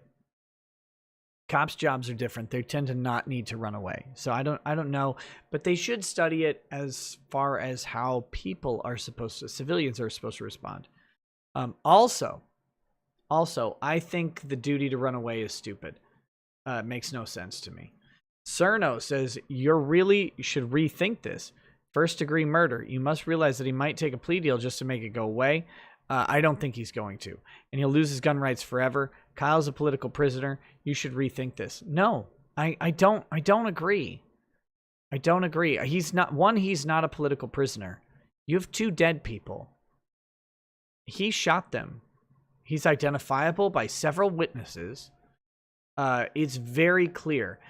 For a DA to not charge him in 1 day. Oh, this is a point I meant to get to earlier and I didn't get to it. We are on the internet. We are watching videos that have been uploaded to the internet. These videos are not admitted to court. They're not evidence at this point in time. None of this. We're pontificating based on this stuff that we have at our fingertips. Now, I think these videos are good. If they have other evidence that they can introduce that would suggest that he acted poorly that happened before the video, maybe it's out there. I don't know. But I do know that a district attorney at this point has probable cause to charge him with first-degree murder. He shot 2 people in the head. And he shot a 3rd person in the bicep. He's from out of state and he brought a gun. Again, do I want him charged? No, of course not. I think he's going to beat the charges. I don't think he's guilty. I don't want him charged. But is it reasonable? Yes. Yes, of course it is. And do I want DAs acting reasonably? Yes. And would I be concerned if a DA didn't charge him? A little bit. Especially after 1 day. After 1 day. Because all we have are internet videos. And those internet videos are very good and will likely be introduced in court. But as far as the court is concerned right now, none of these videos exist. And that's the thing to remember. Again, it's separating out the politic and the observational aspect of it that we're all doing, right? We're watching the arena. It's separating that out from the legal reality that exists. And that legal reality is where they got to live. So, again, I think I get what you're saying. And I agree in a lot of ways. I don't think he should suffer for this. I really don't. I think he's going to beat the charges. I think he's going to beat him early. It's possible that he won't. I don't want him to be charged, but I think it's reasonable, and I almost think it should happen. But I think the murder one charge is good for him. I don't think there's any way he takes a plea deal. I think he beats the charges. If he does he's going to be tried as an adult. That's one thing I wanted to talk about. He's going to be tried as an adult in this case. He's not going to be tried as a minor, even though he technically is one. But let's do something else real quick, and let's look at this statute, because some people I've heard are talking about this online, that he has somehow lost his right to self-defense because he was in violation of carrying a dangerous weapon under the age of 18. Bob the Troll King says, as a vet, I completely agree. This kid has nerves of ice and a mind just as sharp. I kept waiting for the when does it get bad part, and it never came. I'm blown away by how this ended. Me too. Me too. I really do think I think he nailed it. I think he nailed it.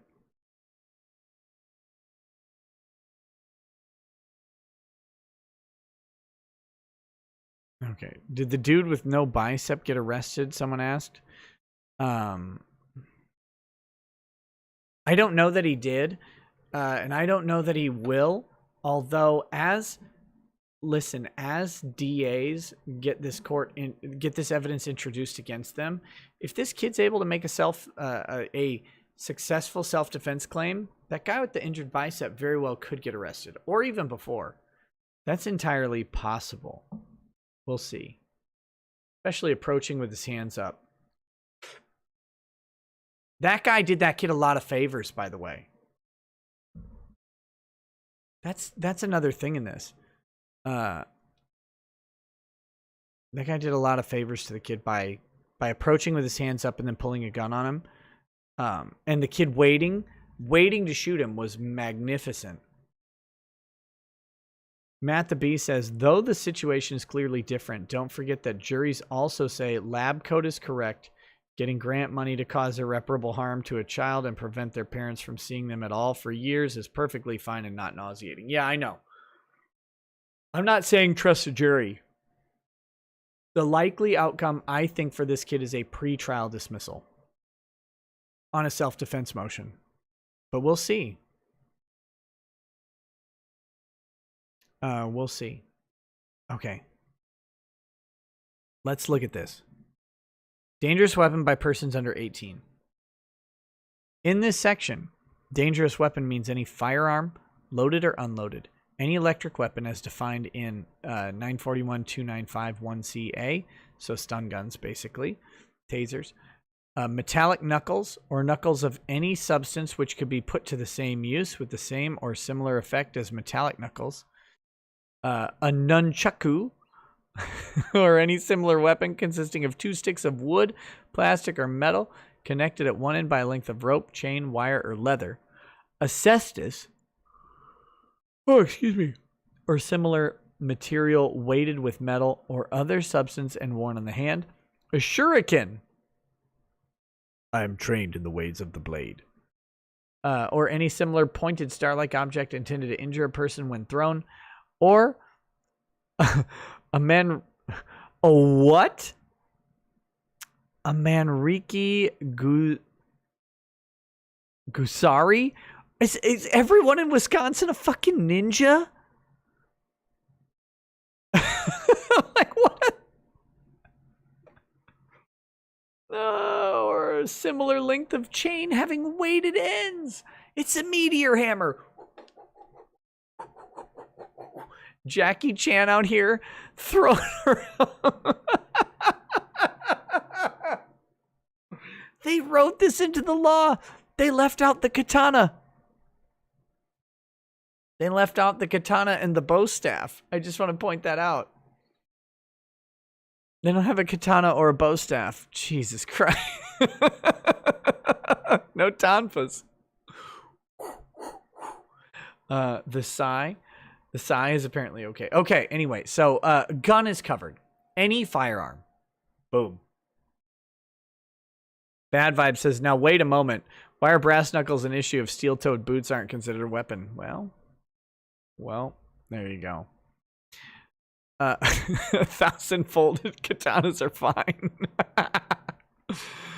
Okay, so we know a gun is considered a dangerous weapon. It's a firearm. Let me get those off. My ears are cooking. All right. Any person under 18 years of age who possesses or goes armed with a dangerous weapon is guilty of a Class A misdemeanor. That sounds bad.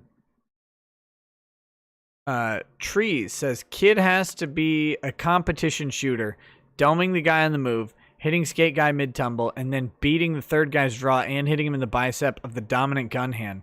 That's Jesus take the wheel level of shooting.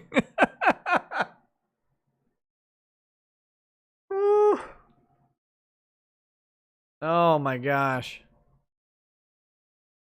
Jesus take the wheel. Take it from my hands. Oh my God. Okay, any person under 18 years of age who possesses or goes armed with a dangerous weapon is guilty of a Class A misdemeanor. But that's not the end of the story, because that sounds bad. Except as provided in paragraph C, any person who intentionally sells, loans, or gives a dangerous weapon to a person under 18 is guilty of a Class I felony. C is whoever violates paragraph B is guilty of a Class H felony if the person under 18 of age under paragraph B discharges a firearm and the discharge causes a death to himself, herself, or another. So,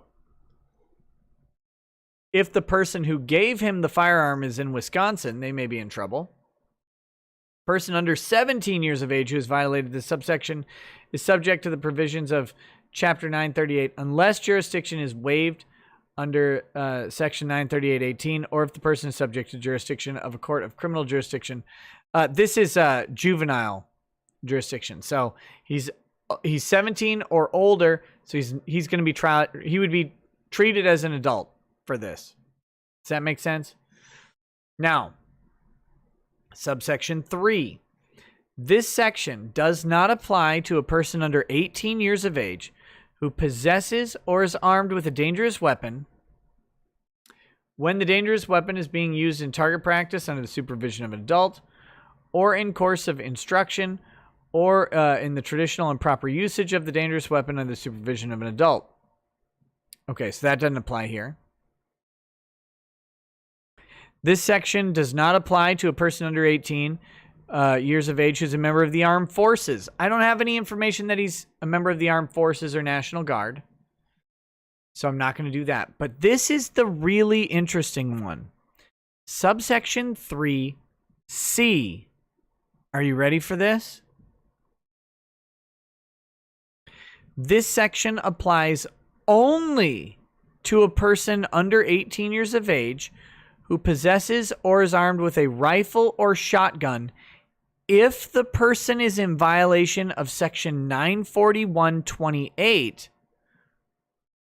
or is not in compliance with Section 29.304 and 29.593. All right. So, first, 941.28. Did you follow that? So, real quick, this section applies only to a person under 18 years of age who possesses or is armed with a rifle or a shotgun.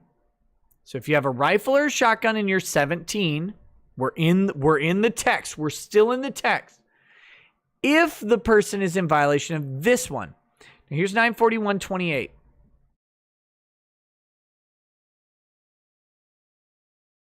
Possession of short-barreled shotgun or short-barreled rifle. Okay. Short-barreled shotgun or short-barreled rifle. Short-barreled rifle means a rifle having one or more barrels having a length of less than 16 inches measured from closed breech or bolt face to muzzle, or a rifle having an overall length of less than 26 inches. Now, I'm not a gun expert, but that was not a short-barreled rifle. That's not a short-barreled rifle. Okay? We're a barrel length of less than 16 inches or an overall length less than 26. Looks like a standard AR. We're definitely talking over 26 inches and definitely longer than 16-inch barrel. Or definitely 16-inch barrel, I should say. So, back to this. So we know they're not, or well, we presume they're not in violation of this.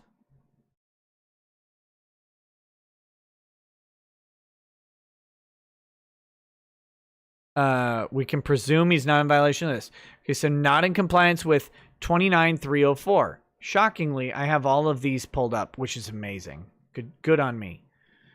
29304 is restrictions on hunting and use of firearms by persons under 16 years of age. So he's not under 16, right? He's 17 years old. 17 years old. So he is not under this subsection. Okay, so he's not in violation of this. Now we go back to here. And we go 29593, which I have right here. 29593, requirement for certificate of accomplishment to obtain hunting approval.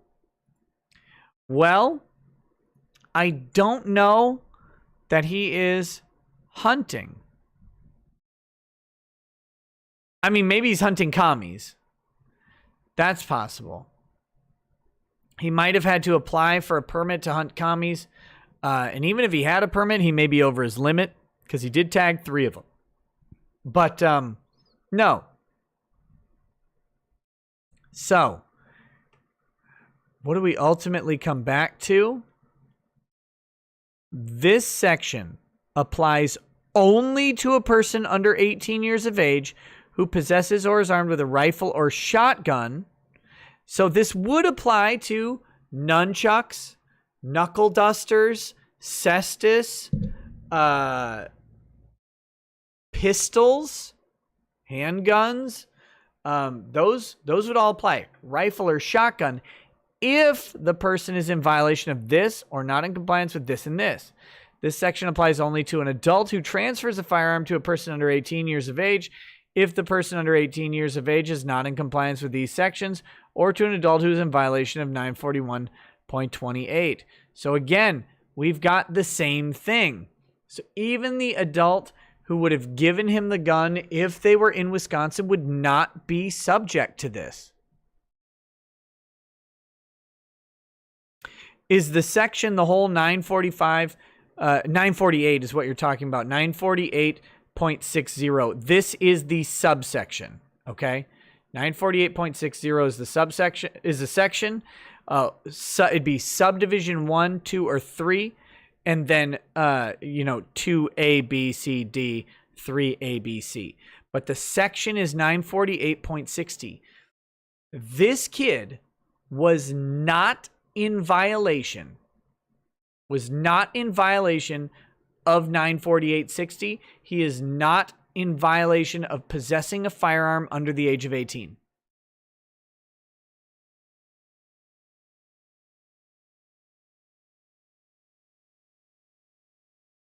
And if they try to charge, they may, I don't think they've tried to charge him that. And they may try to charge him with that. It doesn't matter. He'll beat that charge. He'll beat that charge. It's great for him. It's great for him. He's in lawful possession of a firearm. So now the only question he need to ask is, was his self-defense proper? And this is another thing I didn't really get to before, but we do want the system to occasionally check and make sure that the self-defense application was proper. Because if self-defense is watered down excuse to murder people, then it's not self-defense. I don't think that's the case here. I really don't. I do think he'll beat these charges. I hope he beats these charges. I hope he beats them at an early pretrial dismissal. He's cooperated so far with police. Hopefully that means, though, that he is accepting advice of counsel.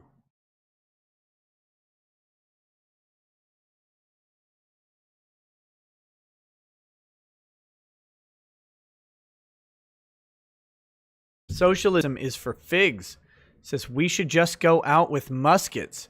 The ATF does not consider that a firearm. The state of Wisconsin likely does consider black powder rifles a firearm. I'm gonna guess. I'm going to guess. I would have to check. I'm not gonna search for that. Guys, give me a minute. We're drinking bourbon and sweet tea. I need to take a piss.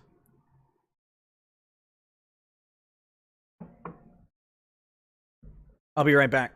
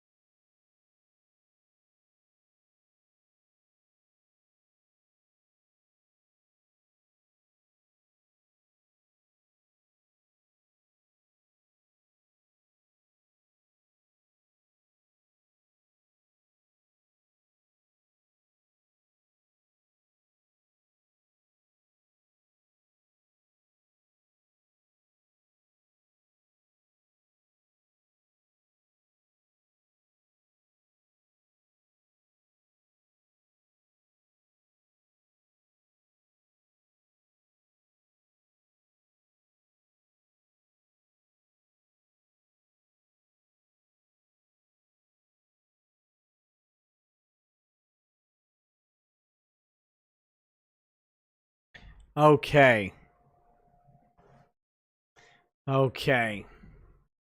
So it seems not to matter that he's a resident of Illinois. Are there any other umbrella laws that prevent foreign nationals from benefiting from open carry laws? A foreign national carrying in the United States may be subject to federal firearms violations. And in theory, this kid may be, if they could prove he transported the AR across state lines. I don't know where he got it. I don't know if he got it from his friend or dad or someone else. I don't know if he got it in Wisconsin versus in Illinois. I don't know. I don't know anything about that, so I can't really analyze it.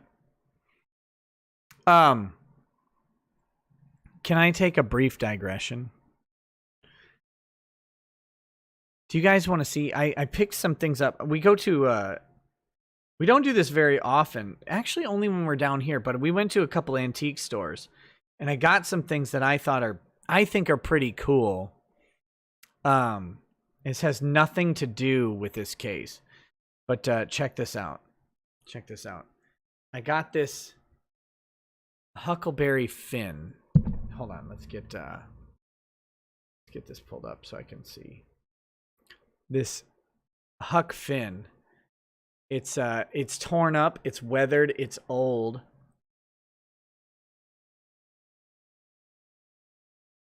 Pages are like yellowing. You know what it isn't though? It's not gonna be censored. It's not censored. It's original. So I got this. I don't know if it's a first edition. I doubt it. I highly doubt it. It doesn't say. This is before they did those copyright pages. I don't know. I love this notice. This is a notice by order of the author. Okay. Let me read this to you. It says, persons attempting to find a motive in this narrative will be prosecuted. Persons attempting to find a moral in it will be banished. Persons attempting to find a plot in it will be shot. By order of the author, per GG, Chief of Ordnance. And it says explanatory. In this book, a number of dialects are used, to wit, the Missouri Negro dialect, the extremist form of the backwoods southwestern dialect, the ordinary Pike County dialect, and 4 modified varieties of this last. The shadings have not been done in a haphazard fashion or by guesswork, but painstakingly, and with the trustworthy guidance and support of personal familiarity with these several forms of speech. I make this explanation for the reason that without it, many readers would suppose that all these characters were trying to talk alike and not succeeding. From the author. Mark Twain, man. He's fantastic. He's fantastic. So I got this. Huck Finn. I was really actually happy to get this. I'm not a book collector, really. Like, I don't know. This is probably not worth anything. I paid like $20 for it. It doesn't matter to me because it's old and beautiful in its own way. And it smells like shit. Here's the other thing I got, and this is even less interesting. This is a book of poems. He-Man's book of poems. The thing that is interesting about this to me, you can see here, it's got like gold leaf on the edge, right? This, I'll show you. Look at this. The print is tiny. This book is from 1904. This book isn't special.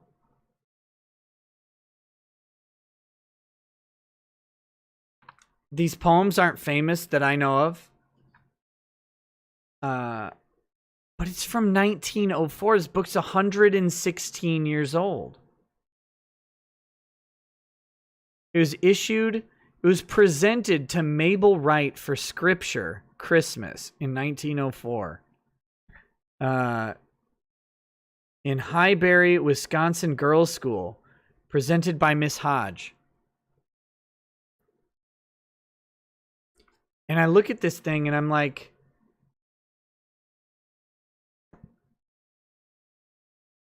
I just marvel at it. I marvel at the craftsmanship of something that's 116 years old, and this is in better shape than some of the books my kids read. It's just an amazing thing. And I don't know why I care about it. I only care about old stuff that are books. I really do. He-Man's was a woman, so the poems can't be that good. She didn't write most of these, I don't think. But I've read a couple of them, and I'm like, it's a different world. It's such a different world. I don't think we wouldn't recognize it. Like, this was a school book, is what I'm gathering. This is a school book. And these poems, like, this isn't something you'd find in a modern school book at all. I don't even know what this world looked like.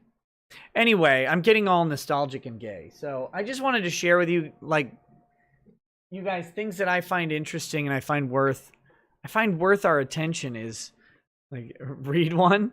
I will, but not today. I will, but not today. You want me to read one now? I mean, some of them are long. That's the problem. Let's see. Let me see if I can find something real quick.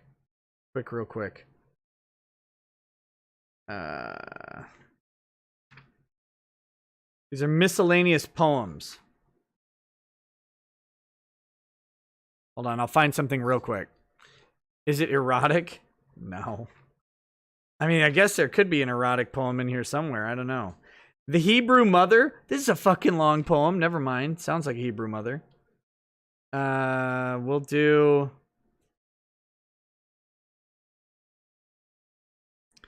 The Graves of Martyrs. This sounds good. I'll read you the Graves of Martyrs real quick. What else are we doing? The kings of old have shrine and tomb, in many a minister's haughty gloom, and green along the ocean's side the mounds arise where heroes died.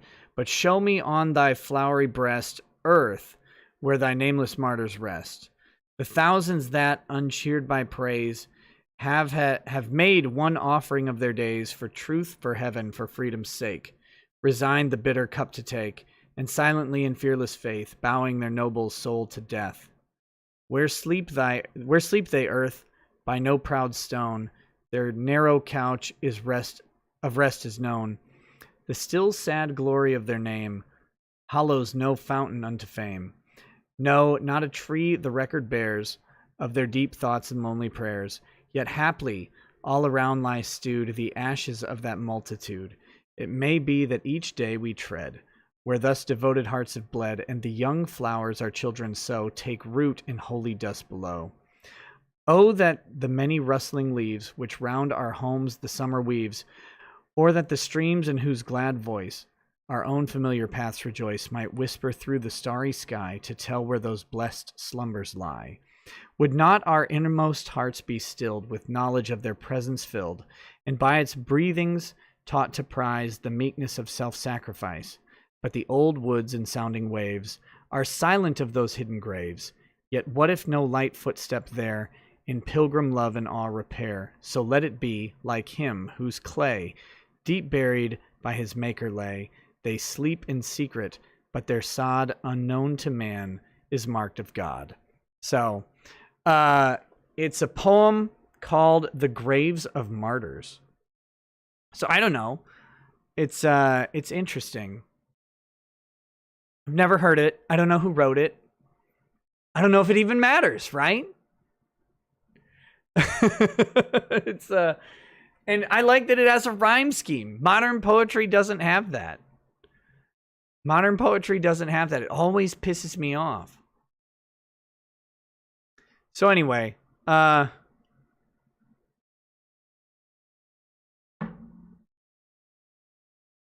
are you doing?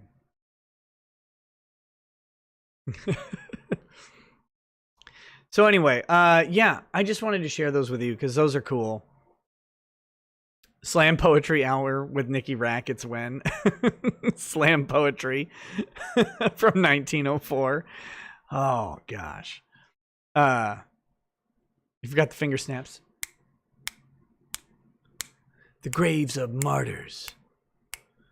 I don't know. I got nothing. Okay. What do we got next? So that's the Wisconsin stuff. I think we're pretty much good on Kenosha. I think the kid's justified in the shoot. Is it ill-advised? Yeah. It's always ill-advised. It's ill-advised to go to a riot. In fact, it's so ill-advised that I think the mayor of Kenosha was like, I mean, all these people are out past the curfew we set, so that's, you know, that's kind of, they shouldn't do that. They shouldn't do that. Is that Mabel Osgood right? I give you $100 for it. No, it's He-Man's. It's the black version of He-Man. He-Man's. So anyway, you know, I think he's justified in the shoot. He tagged a pedo. He is charged. I think he'll beat the charges. There's not much else to really say about it. I don't ever want anybody charged when they seem to have been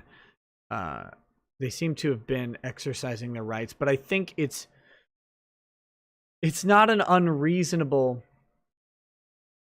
presumption for the DA to charge this kid.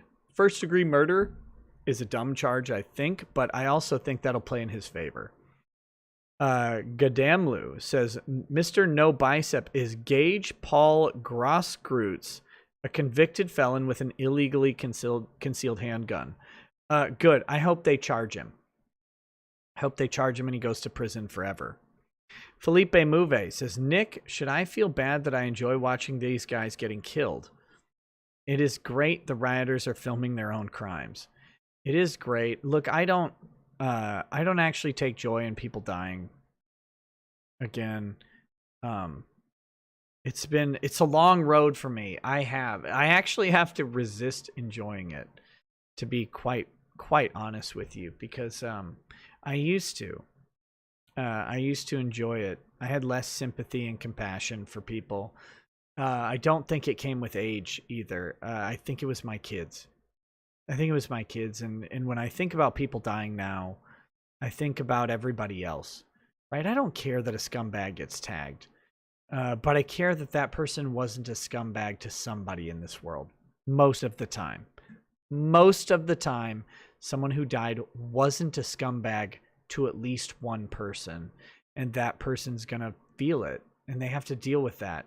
And that sucks, because often that one person had nothing to do with the bad guy dying, right? Like, it's a kid or it's a mom or something, and all they have to do is sit there and go,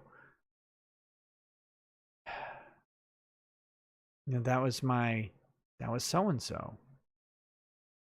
I never knew this part of them existed. They were always nice. I don't understand it. So that's just a part of me that has changed over the years, and I do have to resist actually enjoying it. Because I used to really just be like, play stupid games, win all the Cupid dolls, you dumbass. And I do still laugh at it from time to time, but I try to be better about it. Better, whatever better actually means. Okay. I want to address this real quick. I've seen it come up in the chat, and so I think it's a good time to address it. We'll do this.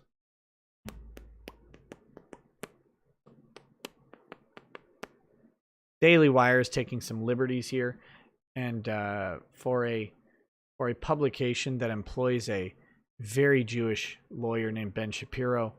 Is he still with Daily Wire, or am I just making that joke on my own? They should do better with this, because this is a little misleading. Bad Vibe says that book of poems was around when life was simpler, when throwing the baby out with the bathwater was an actual issue, and before diamonds and white weddings. Isn't it interesting? I mean, just to think back 30 years and things were so different. You think back 120, that's amazing. He owns the Daily Wire. Well, I didn't know if he sold it off or whatever. Okay, let's take a look at this. Medical examiner concluded George Floyd likely died of fentanyl overdose, court docs reveal. This is a misleading title. I want to point out, this is a very, very misleading headline. The autopsy revealed no physical evidence suggesting that Mr. Floyd died of asphyxiation. We knew that a long time ago. August 26, 2020 is the writing of this article. The Hennepin County medical examiner stated that he couldn't find the physical evidence suggesting that he died of asphyxiation back when it happened. This isn't a new court docs or whatever that came out. And this actually isn't the conclusion that even has come out. Let's take a look. This is, and we'll talk a little bit about this. New court documents have uncovered two memorandums dated May 26 and June 1st that suggest Chief Hennepin County Medical Examiner Dr. Andrew Baker concluded George Floyd likely died from a fentanyl overdose and found, quote, no physical evidence suggesting that he died of asphyxiation. Notice only part of that was quoted. Quote, Andrew Baker said that if Mr. Floyd had been found dead in his home or anywhere else and there were no other contributing factors, he would conclude that it was an overdose death, said a memo dated June 1st outlining a May 31st virtual with Dr. Baker. Yeah, the problem is that there were contributing factors, and that the Hennepin County Medical Examiner, the exact same guy they're quoting, stated that this was a homicide. This is bad reporting. It's actually very damaging reporting. I'm going to show you some other damaging reporting that's out there. This guy, Andrew Baker, is likely going to testify to the world that Derek Chauvin's knee on the back of George Floyd's neck was the cause of death of George Floyd. I want you to hear me again. Andrew Baker will testify as an expert in a Minneapolis court that the cause of death of George Floyd was the knee of Derek Chauvin being applied to his neck for 9.5 minutes. He will not testify that the cause of death of George Floyd was a fentanyl overdose. He did not conclude that the cause of George Floyd's death was a fentanyl overdose. And if you think that there is anyone out there who's going to testify as a medical expert that the cause of George Floyd's death was a fentanyl overdose, you're being set up for disappointment by media with a specific agenda about the death of George Floyd. George Floyd's death, by all expert accounts, was caused by Derek Chauvin's knee being applied to his neck for 9.5 minutes. And there isn't a competing narrative at this point in time. There may eventually be one. The Daily Wire is trying to make one, but that is not the case. No matter, you can try all day to argue it's not. That will not be the testimony of the experts. And Daily Wire and everyone else is lying to you. I don't know how else to say it. And they know better. They're lying to you.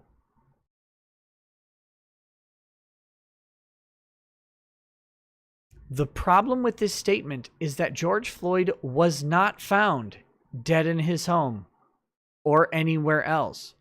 And there were contributing factors. Fentanyl will not be the cause of death. If they had gone up to George Floyd's SUV and he was dying in the driver's seat, fentanyl would be the cause of death. It's not. It's not. Legally, the cause of death will be the intervening factor. Even if, let me say this, I don't know how else to say it, because I know there's so many politics in this, and you have to stop for legal issues. You can have policy arguments about George Floyd all day. I support you 100%. I'm telling you the legality of it. And it's a very sticky sort of thing, and it gets very mucked up. The same thing with Kyle, right? In the same way as Kyle, this gets mucked up because the legal issues are different from the political narrative. And there are all sorts of reasons to say that George Floyd was a bad guy. All right? All sorts of reasons to say it. That's fine.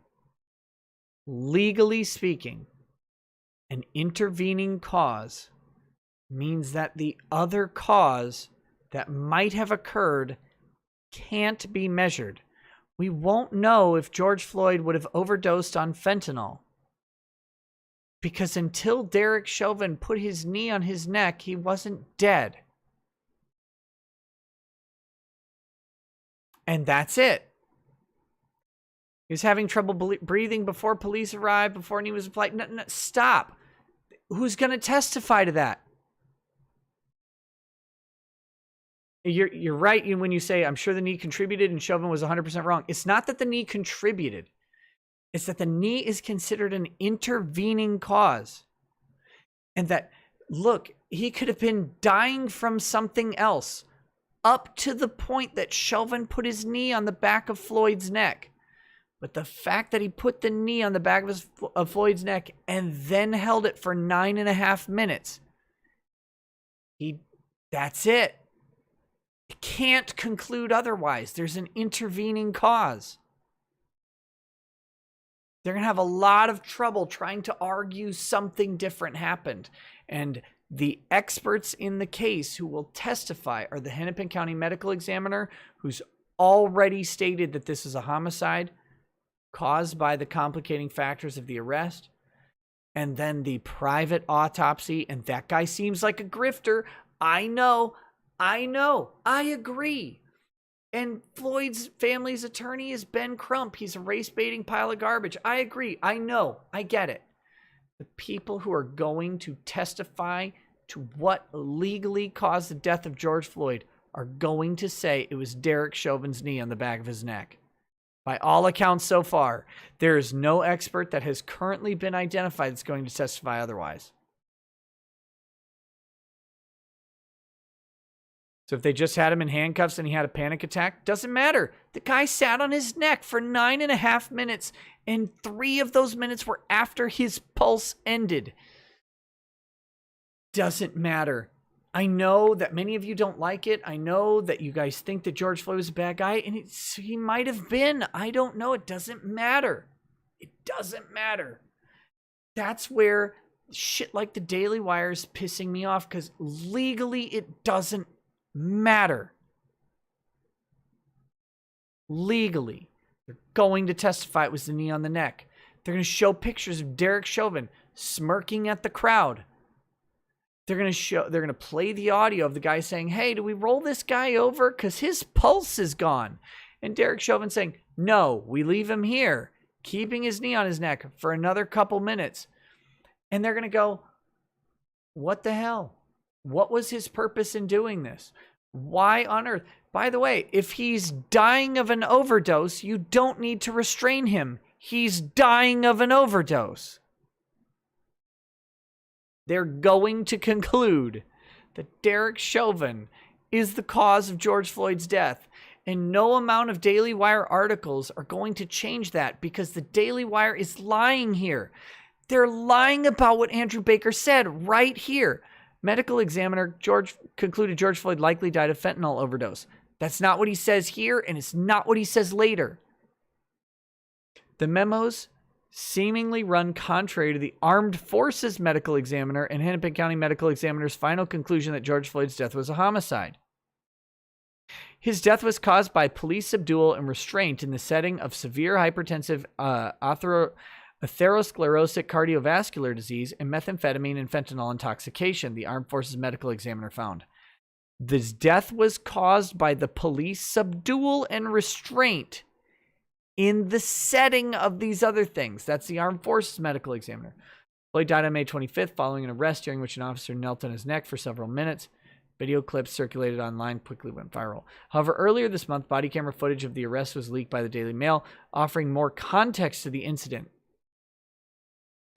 As reported on Fox 9, one memorandum filed May 26th regarding a virtual meeting with Dr. Baker said the medical examiner concluded that the autopsy revealed no physical evidence suggesting that Mr. Floyd died of asphyxiation. That doesn't mean this. Let me be clear, because they're clouding legal and colloquial languages, and it's very, very fucking important, and I hate them for this because they're owned by a lawyer. Not being caused by asphyxiation does not mean that it's not caused by the knee on the neck or the restraint or the subdual.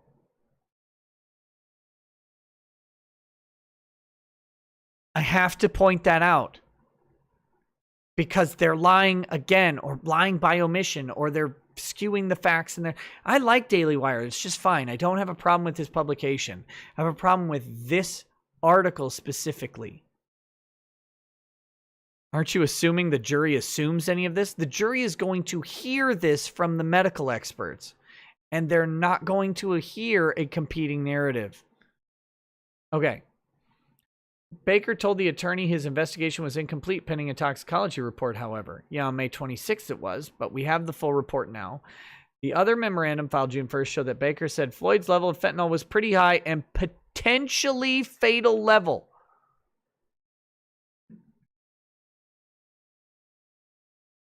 Read that again. The memorandum filed June 1st showed that Baker said Floyd's level of fentanyl was pretty high and a potentially fatal level. Now read the headline. Medical examiner concluded George Floyd likely died of fentanyl.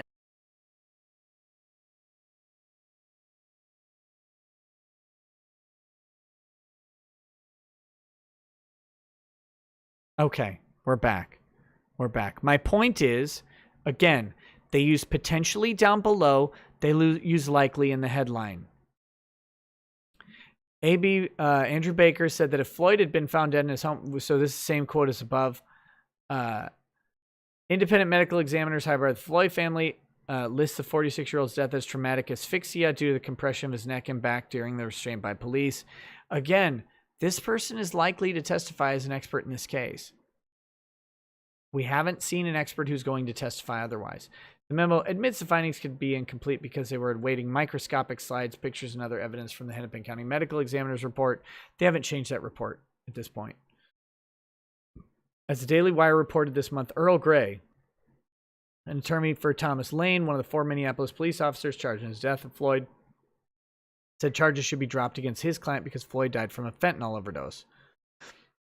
Quote, all he had to do is sit in the police car like every other defendant who was initially arrested. I agree, 100%. While attempting to avoid his arrest, all by himself, Mr. Floyd overdosed on fentanyl. That's a weird statement. This is a really weird statement. Gray wrote in a motion, given his intoxication level, breathing would have been difficult at best.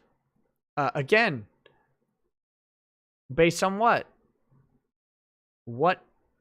Who's going to testify to this? Someone might. They'll probably hire someone to testify to this. We'll see. Mr. Floyd's intentional failure to obey commands coupled with his overdosing contributed to his own death. Maybe contributed. The question will be whether or not the knee on the neck was the intervening cause. Now, he's talking to Lane. Talking about Lane. Earl Gray doesn't care if Chauvin gets off. Earl Gray cares if Lane gets off. And I think Lane should be removed from this case.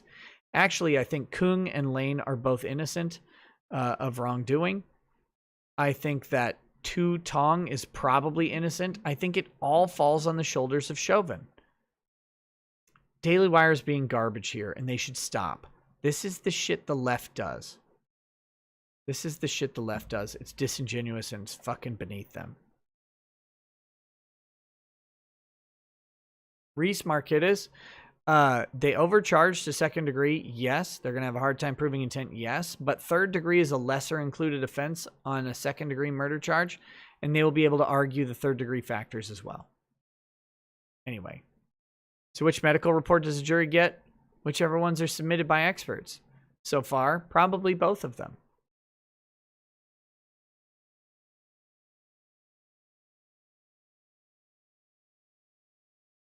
So anyway, I'm not going to sit and hammer on it. I just hate it because this is setting people up for like false expectations and competing narratives, and these aren't useful.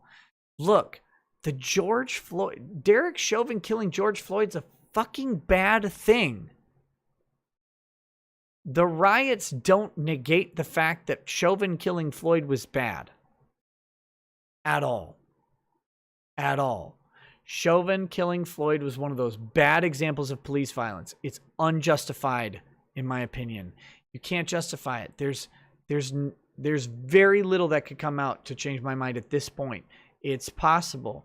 It just doesn't make sense. He held that knee restraint way too long. That's okay. We can punish a bad cop when they do a bad thing. We can do that. They're just citizens like the rest of us. And if any of you did it, you'd be in prison forever. Chauvin won't be in prison forever. We should deal with bad situations. We don't get to change the fact that a situation is bad just because some stupid riots happened afterwards. Kill the rioters. Kill them. Bring out the heat gun. Fuck them. I don't care about these people. That doesn't negate what Chauvin did, and it doesn't negate that it was bad.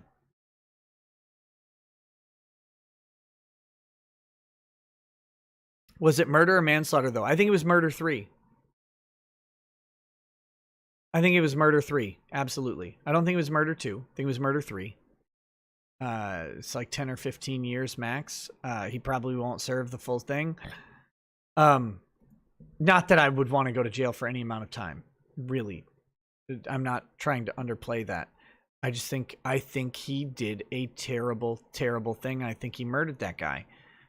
I don't think he set out to murder it. I don't think he was racist in doing it. I don't think that had anything to do with it. I think Derek Chauvin was a cop doing a bad thing.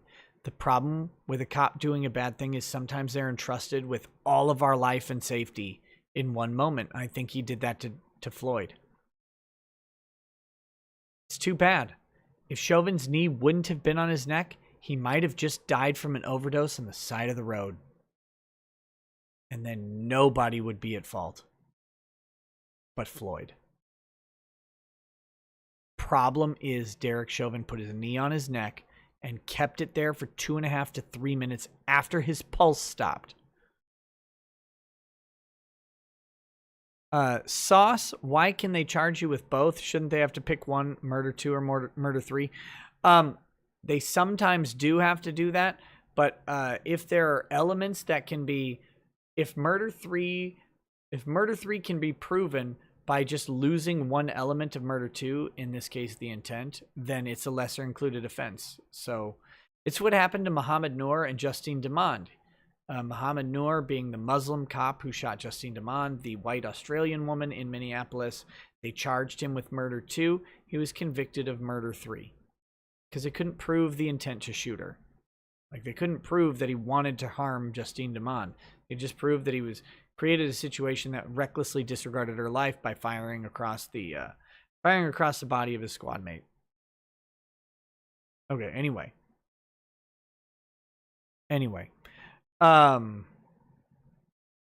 Okay, Bad Vibe says, example, a piece of glass near a heat source and cracks because the temperature changes rapidly versus you touching it. You broke it. There you go.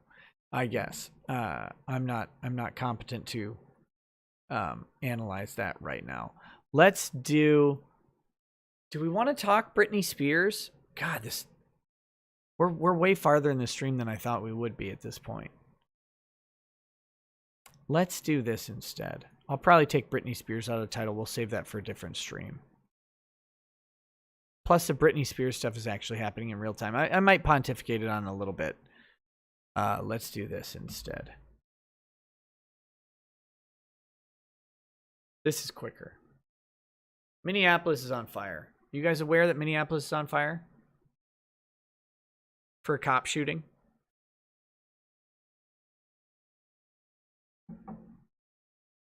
Cop shot a guy in Minneapolis, y'all.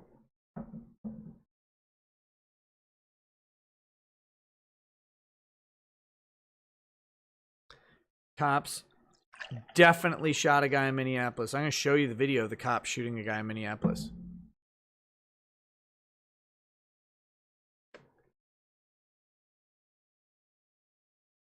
And so now Minneapolis is rioting. Let's go ahead and start this up. Here we go. Here we go. Just a warning. You're going to watch a cop shoot a guy in Minneapolis several times because we're probably going to watch it. This guy in the backpack. See how the cop shot him there? Let me show you again. And again. Notice how the cops shoot him. Right here. How he pulls out a gun and the cops shoot him. There's a lot of blood coming out. We'll watch the cop shoot him again.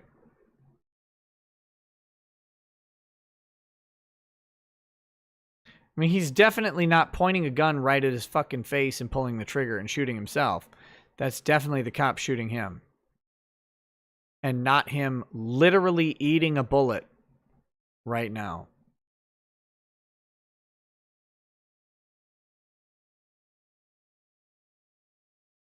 That's city burning down.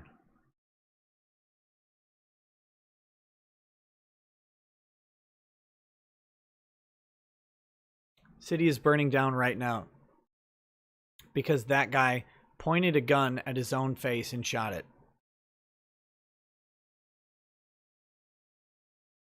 You fucking kidding me?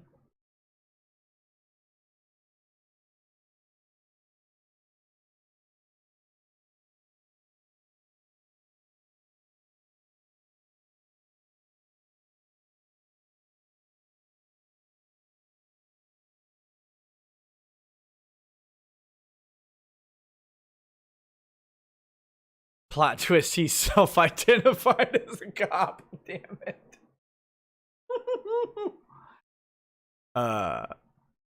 No, Malik, I'm not serious. I'm making a joke. This guy shot himself. It's clear in the video. He pulls a gun out, points it at his own mouth, and pulls the trigger. It's crazy. We'll do it. Watch real close. Look at this. Okay, if you can see my mouse here, can you see? You can see my mouse. There's the barrel. This little bright patch, that's the barrel under the slide. That's where the bullet will eject, right? When the slide racks back, it will eject a cartridge from this slot right here. That means the gun is pointing into his fucking mouth. It's right in his mouth. And he's going to pull. Here's another shot, a little bit better. You can see the barrel pointing towards him. His hands are away. He's got the thumbs. He's going to pull the trigger with his thumb. Right there. Boom.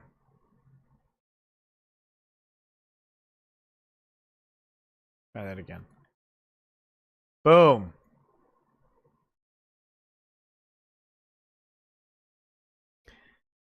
I guess we'll find out when they do an autopsy and see if the bullet came out the back of his head through and there's burn wounds in his mouth and if his gun is missing a fucking round in the chamber.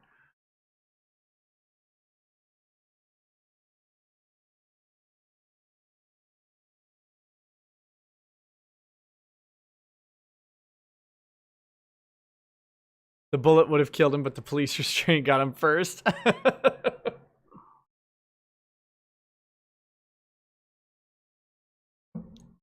So, yeah. I don't think the cop shot him at all. He shot himself.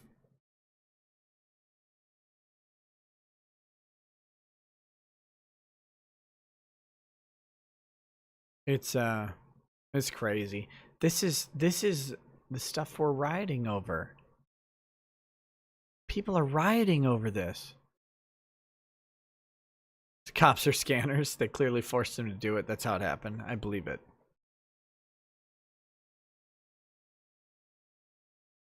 Sir Keckington, you raise an interesting point. Sir Keckington says they should release the body cam footage immediately so all these morons can stop using this as an excuse to loot and riot. I believe that to be true in 100% of cop shootings.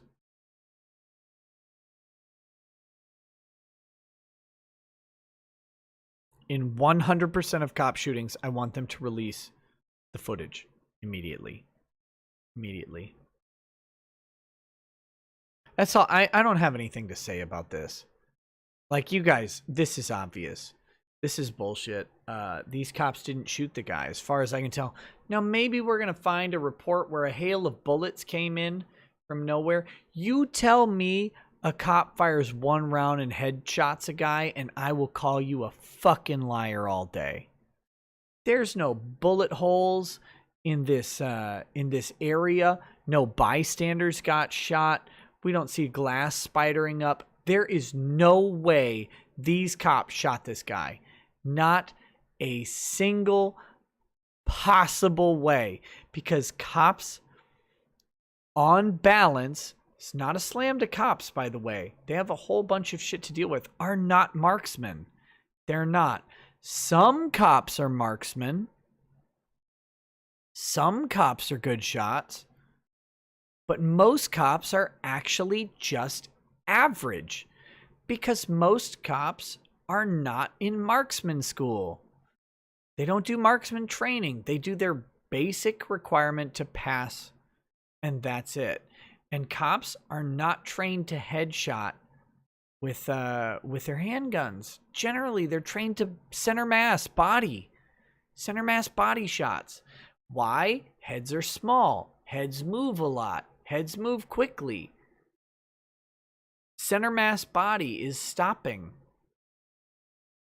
There is no way that the cops tagged that guy in the mouth from the front. Look at the angles they came in. They came in from the side.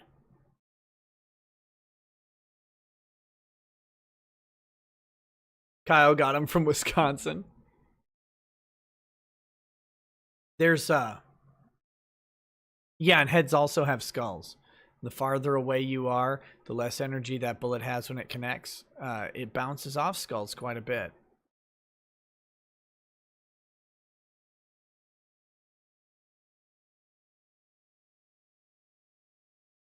So anyway, I want to point out this is what they're rioting in Minnesota over. And by they I mean them. You know what I mean. Them.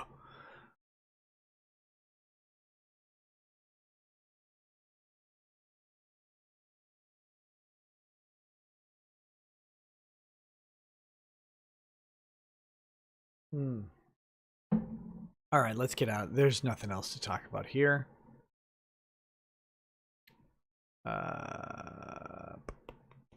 What else did I have? Oh, this is good.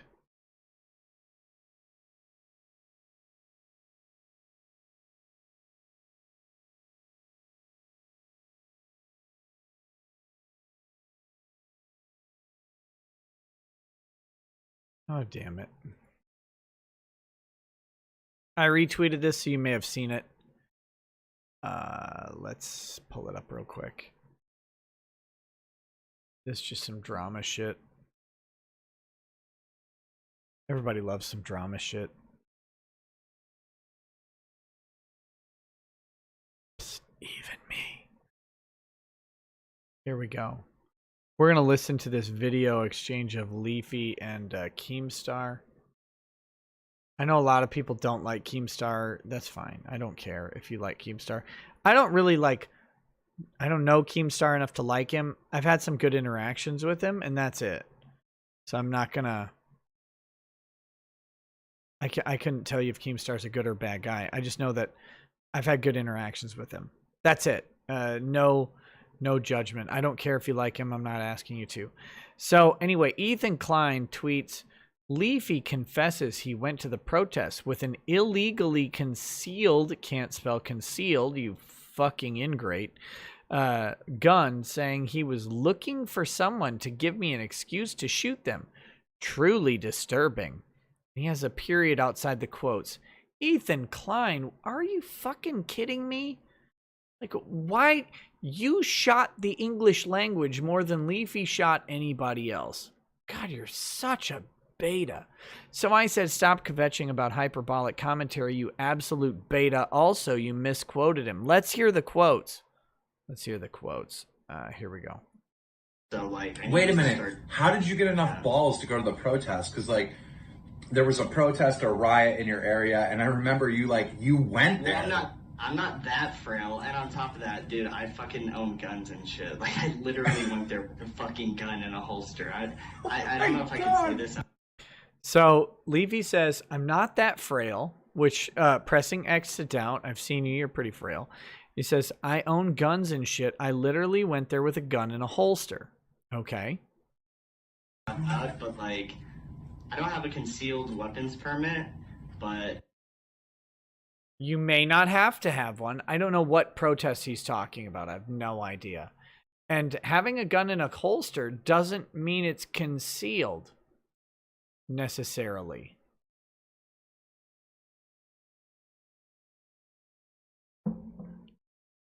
I don't really give a shit, dude. I have a gun, I have a holster, you know, I come from fucking Utah. My family has guns, right? So, like, yeah, I just showed up with that shit and, like, underneath my jacket. That was crazy that night. Underneath his jacket. Again, I don't know if it's technically concealed or not. I don't know what state he's in. I can't make any analysis of this. But it doesn't really matter, does it? I really thought something bad was going to happen to you because you were showing videos of, like, helicopters above you and shit, cops everywhere.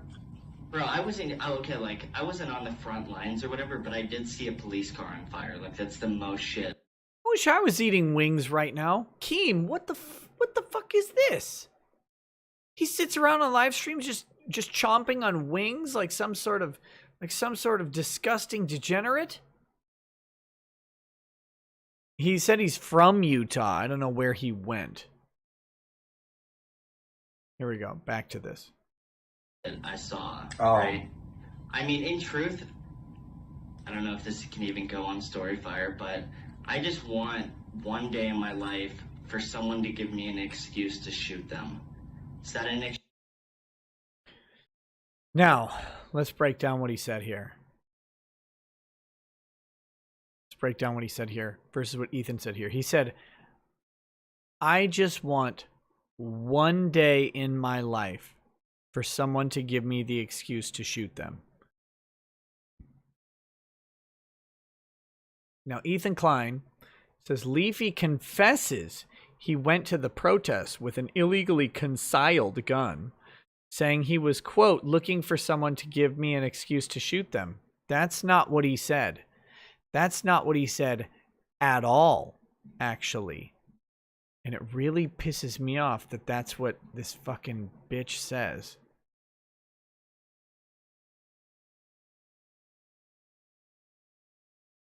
Well, this is weird.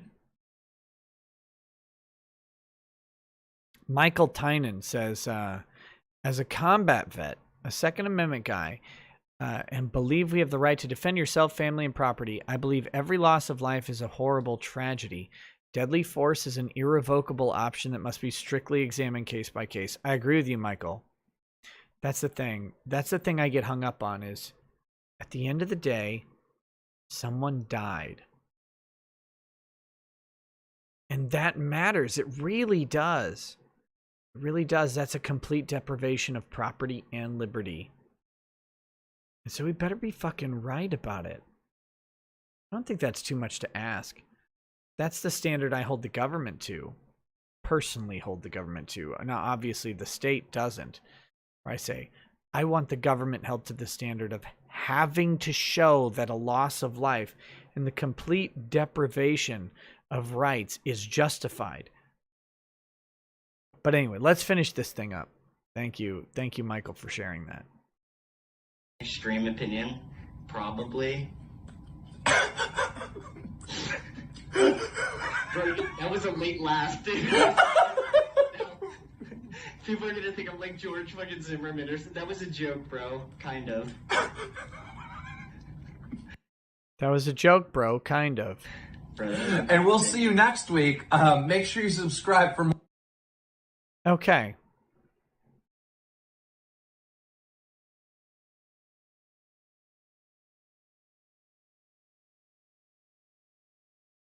Ethan Klein is sitting here acting like such a fucking cunt. I am so tired of these people. This guy in particular is such a big 2.4 million followers. 2.4 million people this guy has access to. What's his tweet doing? Got 2,300 retweets, 22,900 likes. Fuck off. Keemstar casually eating wings and laughing along. And Ethan Klein masturbating in the corner. Fuck you, you cuck. You're such a bitch. Oh my God, they're having a conversation. They're talking about shit that real people deal with all the time. All the time. You'd be surprised how many people out there think at some point in their life, I wish someone would. I wish someone would give me an excuse to fucking deal with shit the way things need to be dealt with. You've thought it too, Ethan Klein. You've just thought about it in the most beta way. You're like, I wish someone would harass me on YouTube so I could call Susan up and get them removed because I'm a piece of shit. Fuck you. Fuck you. God, these people are garbage. Ethan Klein, you're garbage. You're such a pussy. Look at this. Look at you. Look at how you're conducting yourself. Oh my God, be a man. Find some testicles. Borrow them from somebody if you have to, but fucking be a man sometime. Jesus Christ.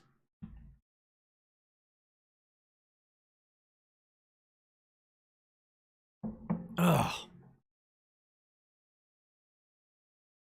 Can you believe these people?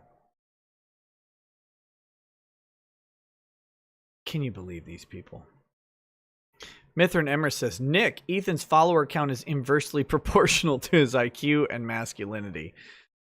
Ugh.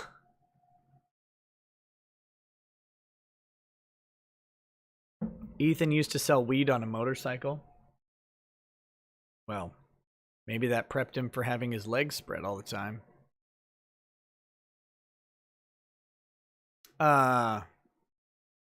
Let's see.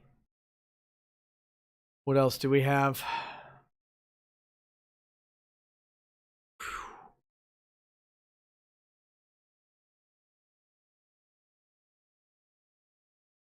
God damn it. What else do we have? I don't know if we need to we've got the charges, we've got Kyle Rittenhouse shit all over the place. I'm looking at my hold on, let me check my bookmarks and see if I have anything else to talk about tonight. I might just save most of them for tomorrow because we're already at 3 hours. We're already at 3 hours. Let's see. I have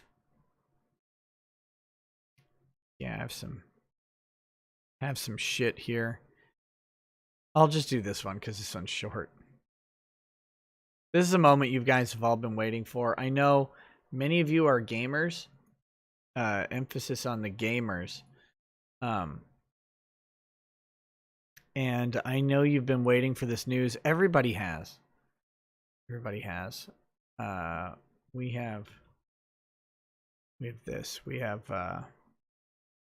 Gay Blade, the lost RPG from Netflix's High Score, is now downloadable on archive.org. Netflix's High Score series mostly focuses on the biggest, most famous bits of early game history from the early days of Atari through the early 90s freakout over video game violence. But it takes a few detours into lesser-known areas, like the search for the lost LGBTQ RPG, Gay Blade. The game has indeed been found. It's now available for download through archive.org. I think, like, I have to play this, right? Isn't that some sort of punishment? The third episode of High Score offers a pretty broad overview of Gay Blade, but here's a short version.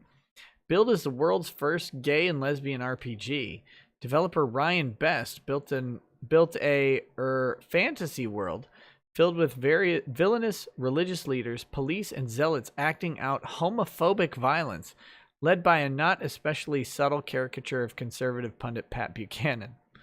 The original source code for Gay Blade was lost during a move, and Best had spent years looking for any copy of the game. High Score only hints at the happy ending. The LGBTQ video game archive provides more detail, but Best did find the original game files back in 2019, just before the end of the Rainbow Arcade exhibit. How did a treasure like Gay Blade get lost? Now notice this. The original source code for Gay Blade was lost during a move. I want to reread this sentence. And Best had spent years looking for any copy of the game. Didn't anyone buy my gay game? Didn't anyone do it? Oh boy, with the help from Matthias Oborski of the Computerspiel Museum, the LGBTQ Game Archive, and Jason Scott of the Internet Archive, Gay Blade was made available in an online emulator earlier this year. So you guys, just so you know, can go to archive.org and you can download Gay Blade. Look at this fucking box art. World's wackiest gay and lesbian spoof on dungeon fantasy computer games.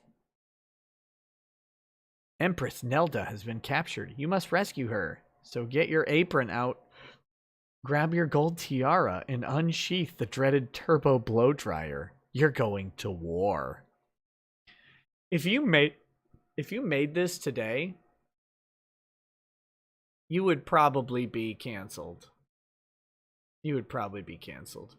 Vaporize politicians, zap skinheads, quote USA Today.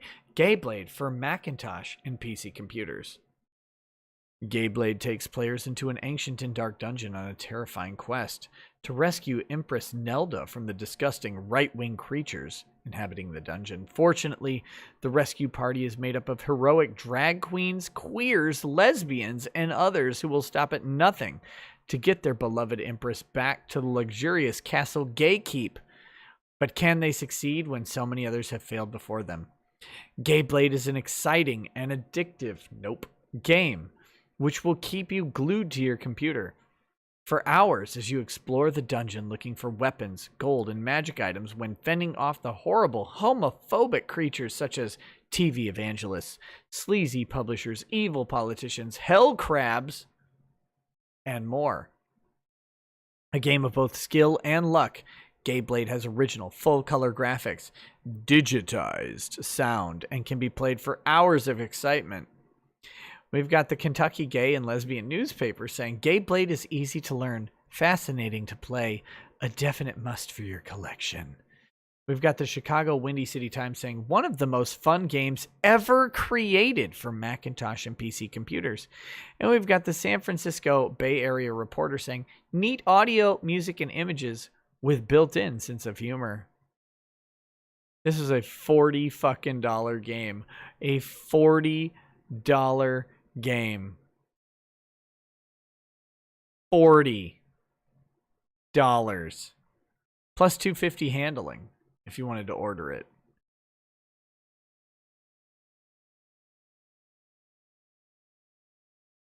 Whew. Gayblade is easy to learn, fascinating to play, a definite must for your collection. Wow. Wow. Wow. There you go. Look at this. The big announcement. 127 retweets, 285 likes. Fantastic that it finally surfaced to see the light of day. Oh, God. Let's see. Holy shit, just saw this reference on the Netflix series High Score an hour ago. So not only was this is on a Netflix show and it's still not getting really any traction. That's kind of sad. Kind of sad. Okay. Woohoo! All right, we should read up super chats. Justice chats. The grifting must go on. And then we will go ahead and wrap up the show. We've got 4 episodes, oh God, of Blue Mountain State to watch tonight.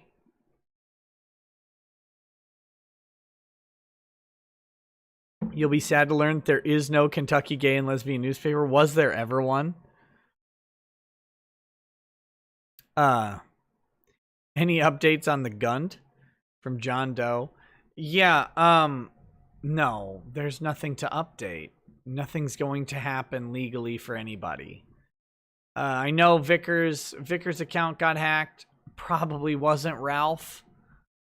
I mean, I guess it could have been, but it doesn't make sense for him to do it. But I don't know, maybe he took pills or whatever.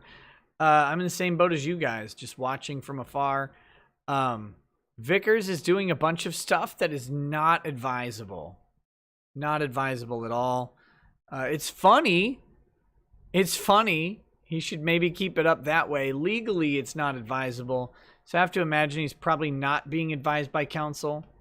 But him threatening to release information if Ralph doesn't stop doing the kill stream is the fucking literal definition of extortion under federal law and California law. So he should stop broadcasting that. Just release stuff. Like, just release stuff. Don't send a threat to do it. Just release the stuff you're gonna release. It's funny. Internet fights are great. I think we're gonna save Britney Spears for tomorrow, Zakiriel, because otherwise it's gonna take way too long. All right, so let's do justice chats and super chats, and then we'll go ahead and get to get to bed. Fuck me. Streamlabs did the thing where it cut off the previous super chats. Fucking. Mercenary X says something tells me this kid's going to get the book thrown at him by a prosecutor. He already did. I pray I'm wrong. As for the kids shot, they were all bad. Those weren't kids. They need to all be headshots. Theoretically, of course. Seriously, give this kid a Medal of Honor. He also says, sorry, Nick, but I can't see these guys as people. I don't see God in them at all. And I don't want to call these people monsters. It's an insult to actual monsters. I don't want to see people get hurt, but look into their eyes. Hard to find God's light in them. Well, I can only encourage you to keep trying, brother. Gemini says, I hope Kyle didn't talk to the police. I can see how he could easily get himself in trouble. He can. I hope if he did talk to them, he talked to them through an attorney. Crusader says, I DM'd you a thread on Twitter containing a comprehensive timeline video analysis, Google Maps analysis of the shooting. Could be useful for an in-depth analysis standalone video. Also, your boy Bicep is a convicted felon carrying that gun illegally. Very interesting. I'll look into it. It also says that the little manlet was a pedo. Your boy Skateboarder was a convicted wife beater, and Bicep was also a felon illegally carrying a gun. I mean, shocker, rioters are bad people. DTLS, I won't get to the movie because tomorrow is the last show this week. So we're going to finish the seasons and I won't get to it. Anti-fucks seem have varieties of shit like Baskin. Robbins does ice cream flavors. Anyone crying for him can get yeeted on. And then Crusader Saracen says, Nick, I swear by Allah, if you ever unironically do faggoty poets, damn, gamery slam poetry on a stream, I will plant a tree, and when it is fully grown, I will hang myself from it. No, that's not the idea. And Felipe Mouve masked me for $5 and says the masks are not working, by the way. I'll look into it. I don't know why they're not. I don't know where they're not. This microphone may be in the way of it. Yeah, you would throw in the gamer words in the Justice chat. I was not prepared for it. I've been drinking too much for that. Okay. Oh, shit. Wolf Freak says, just got in, so I'll have to watch the replay, but I recently bought a blade and bow and find it potent but decent. Now back to Zeros to see you, Nick. Catch you later, Wolf Freak. I liked it. I think it's great.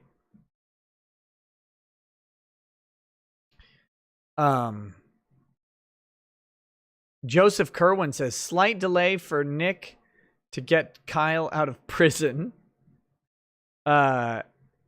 Exist Donick Dom says, free Samuel Hyde. Yes, I agree. Velvet Nightmare, welcome to super lawyer status. Thank you so much.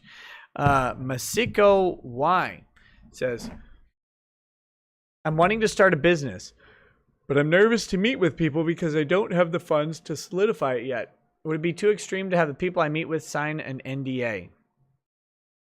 They have to be getting something worth signing an NDA. I was going to do a video on this called Law in the Wild because I signed an exculpatory agreement, a limitation of liability agreement the other day at the massage place. And it was completely unenforceable because there was no consideration. You have to give them something in exchange for their rights. Their right to speak about whatever you talk about. For them to give that up, they have to get something. So, you have to, it wouldn't be too extreme, but it might be weird if your idea isn't like really just $1 million idea. Lost Bullet says, long live FPS Kyle from Kenosha. Come on now. Viden the Cold One says, who is looking after Chair Coon while you're gone? Chair Coon is locked in a vault because someone went to my house and locked my vault.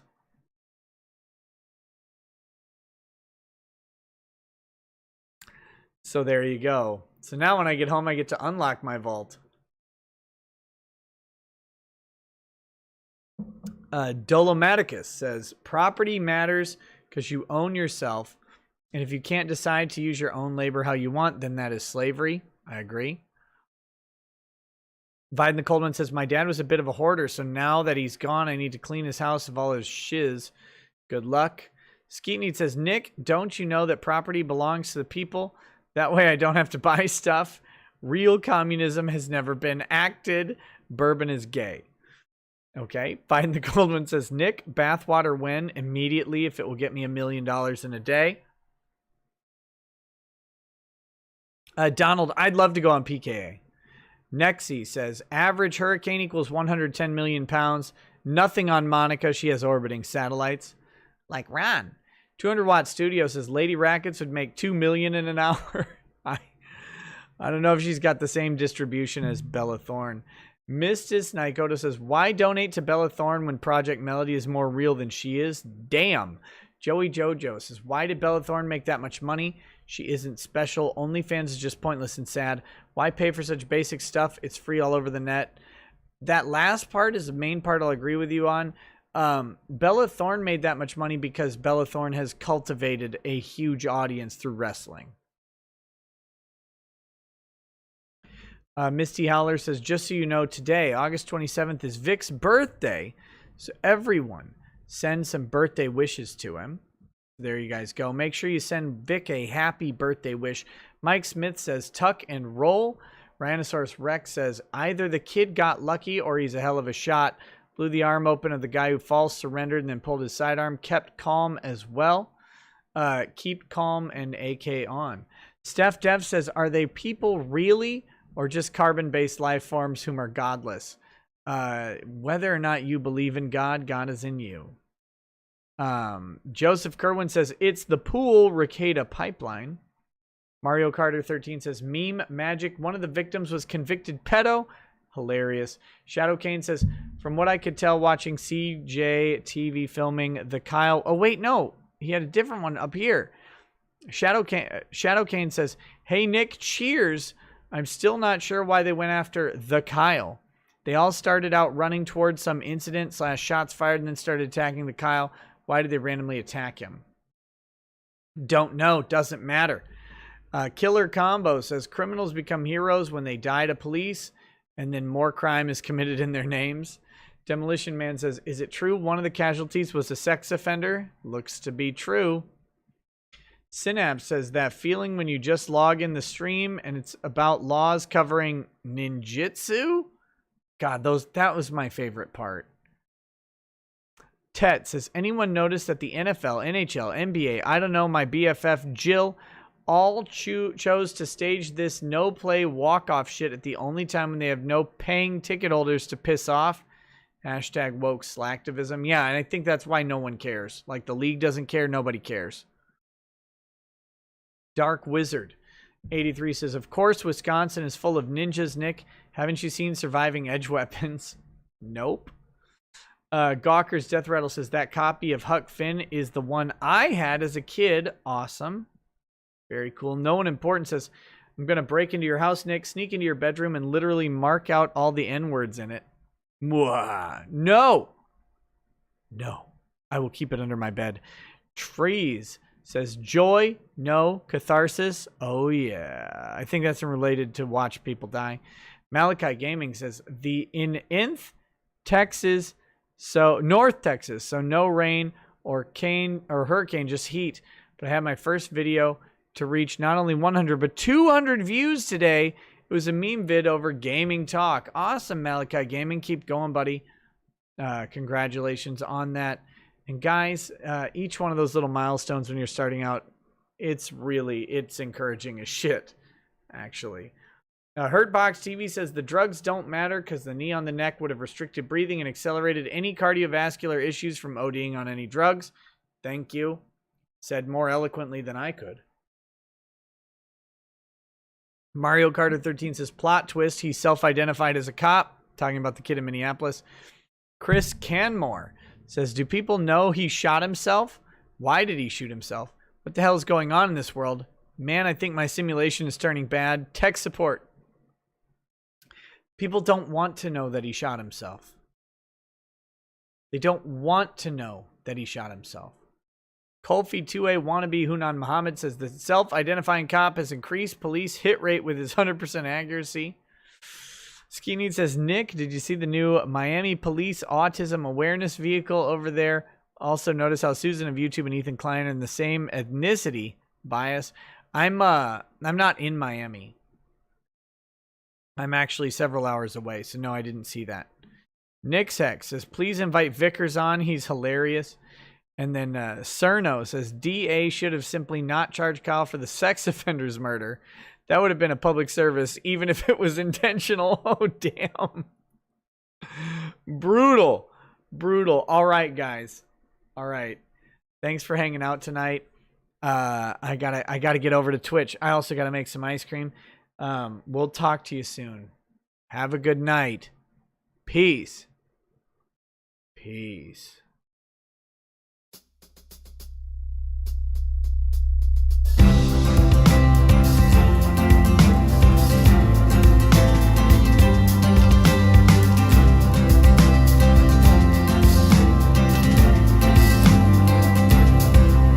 He drinks a fair bit, but you realize that it just helps get his noggin jogging along. With his glass by his side and his kids asleep tight, we'll hear some lost-plaining tonight. With his microphone muted, we'll laugh at this boomer until he explains it's all part of the plan. Watch his face become redder as he becomes meta, raging at idiots from Twitterland. From the white shores of Maine to the hills of Glenlivet, there's no one who explains the law better than Nick. So pour out a glass for the ones who have passed to make the law what we have now. Oh, his lady is fair, and she handles herself with the grace of one who has borne many children. As the wife of a lawman, she makes sure that he has the time and the place to provide for them there. So pour out an odd bag of Balmore and Lafroig. The spirits flow as the ones who get unemployed. So pour out a glass for the tea post on Twitter as we hear lost-plaining tonight.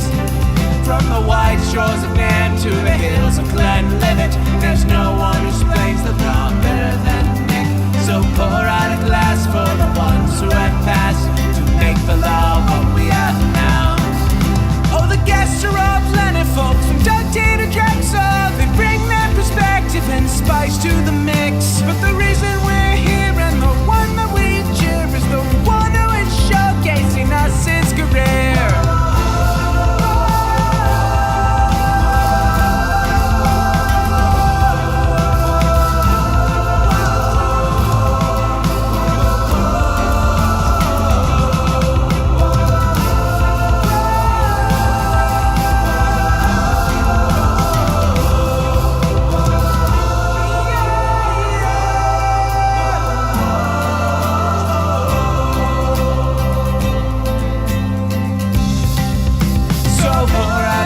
Bag of Balmore and Lafroig. The spirits flow as the ones who get on it.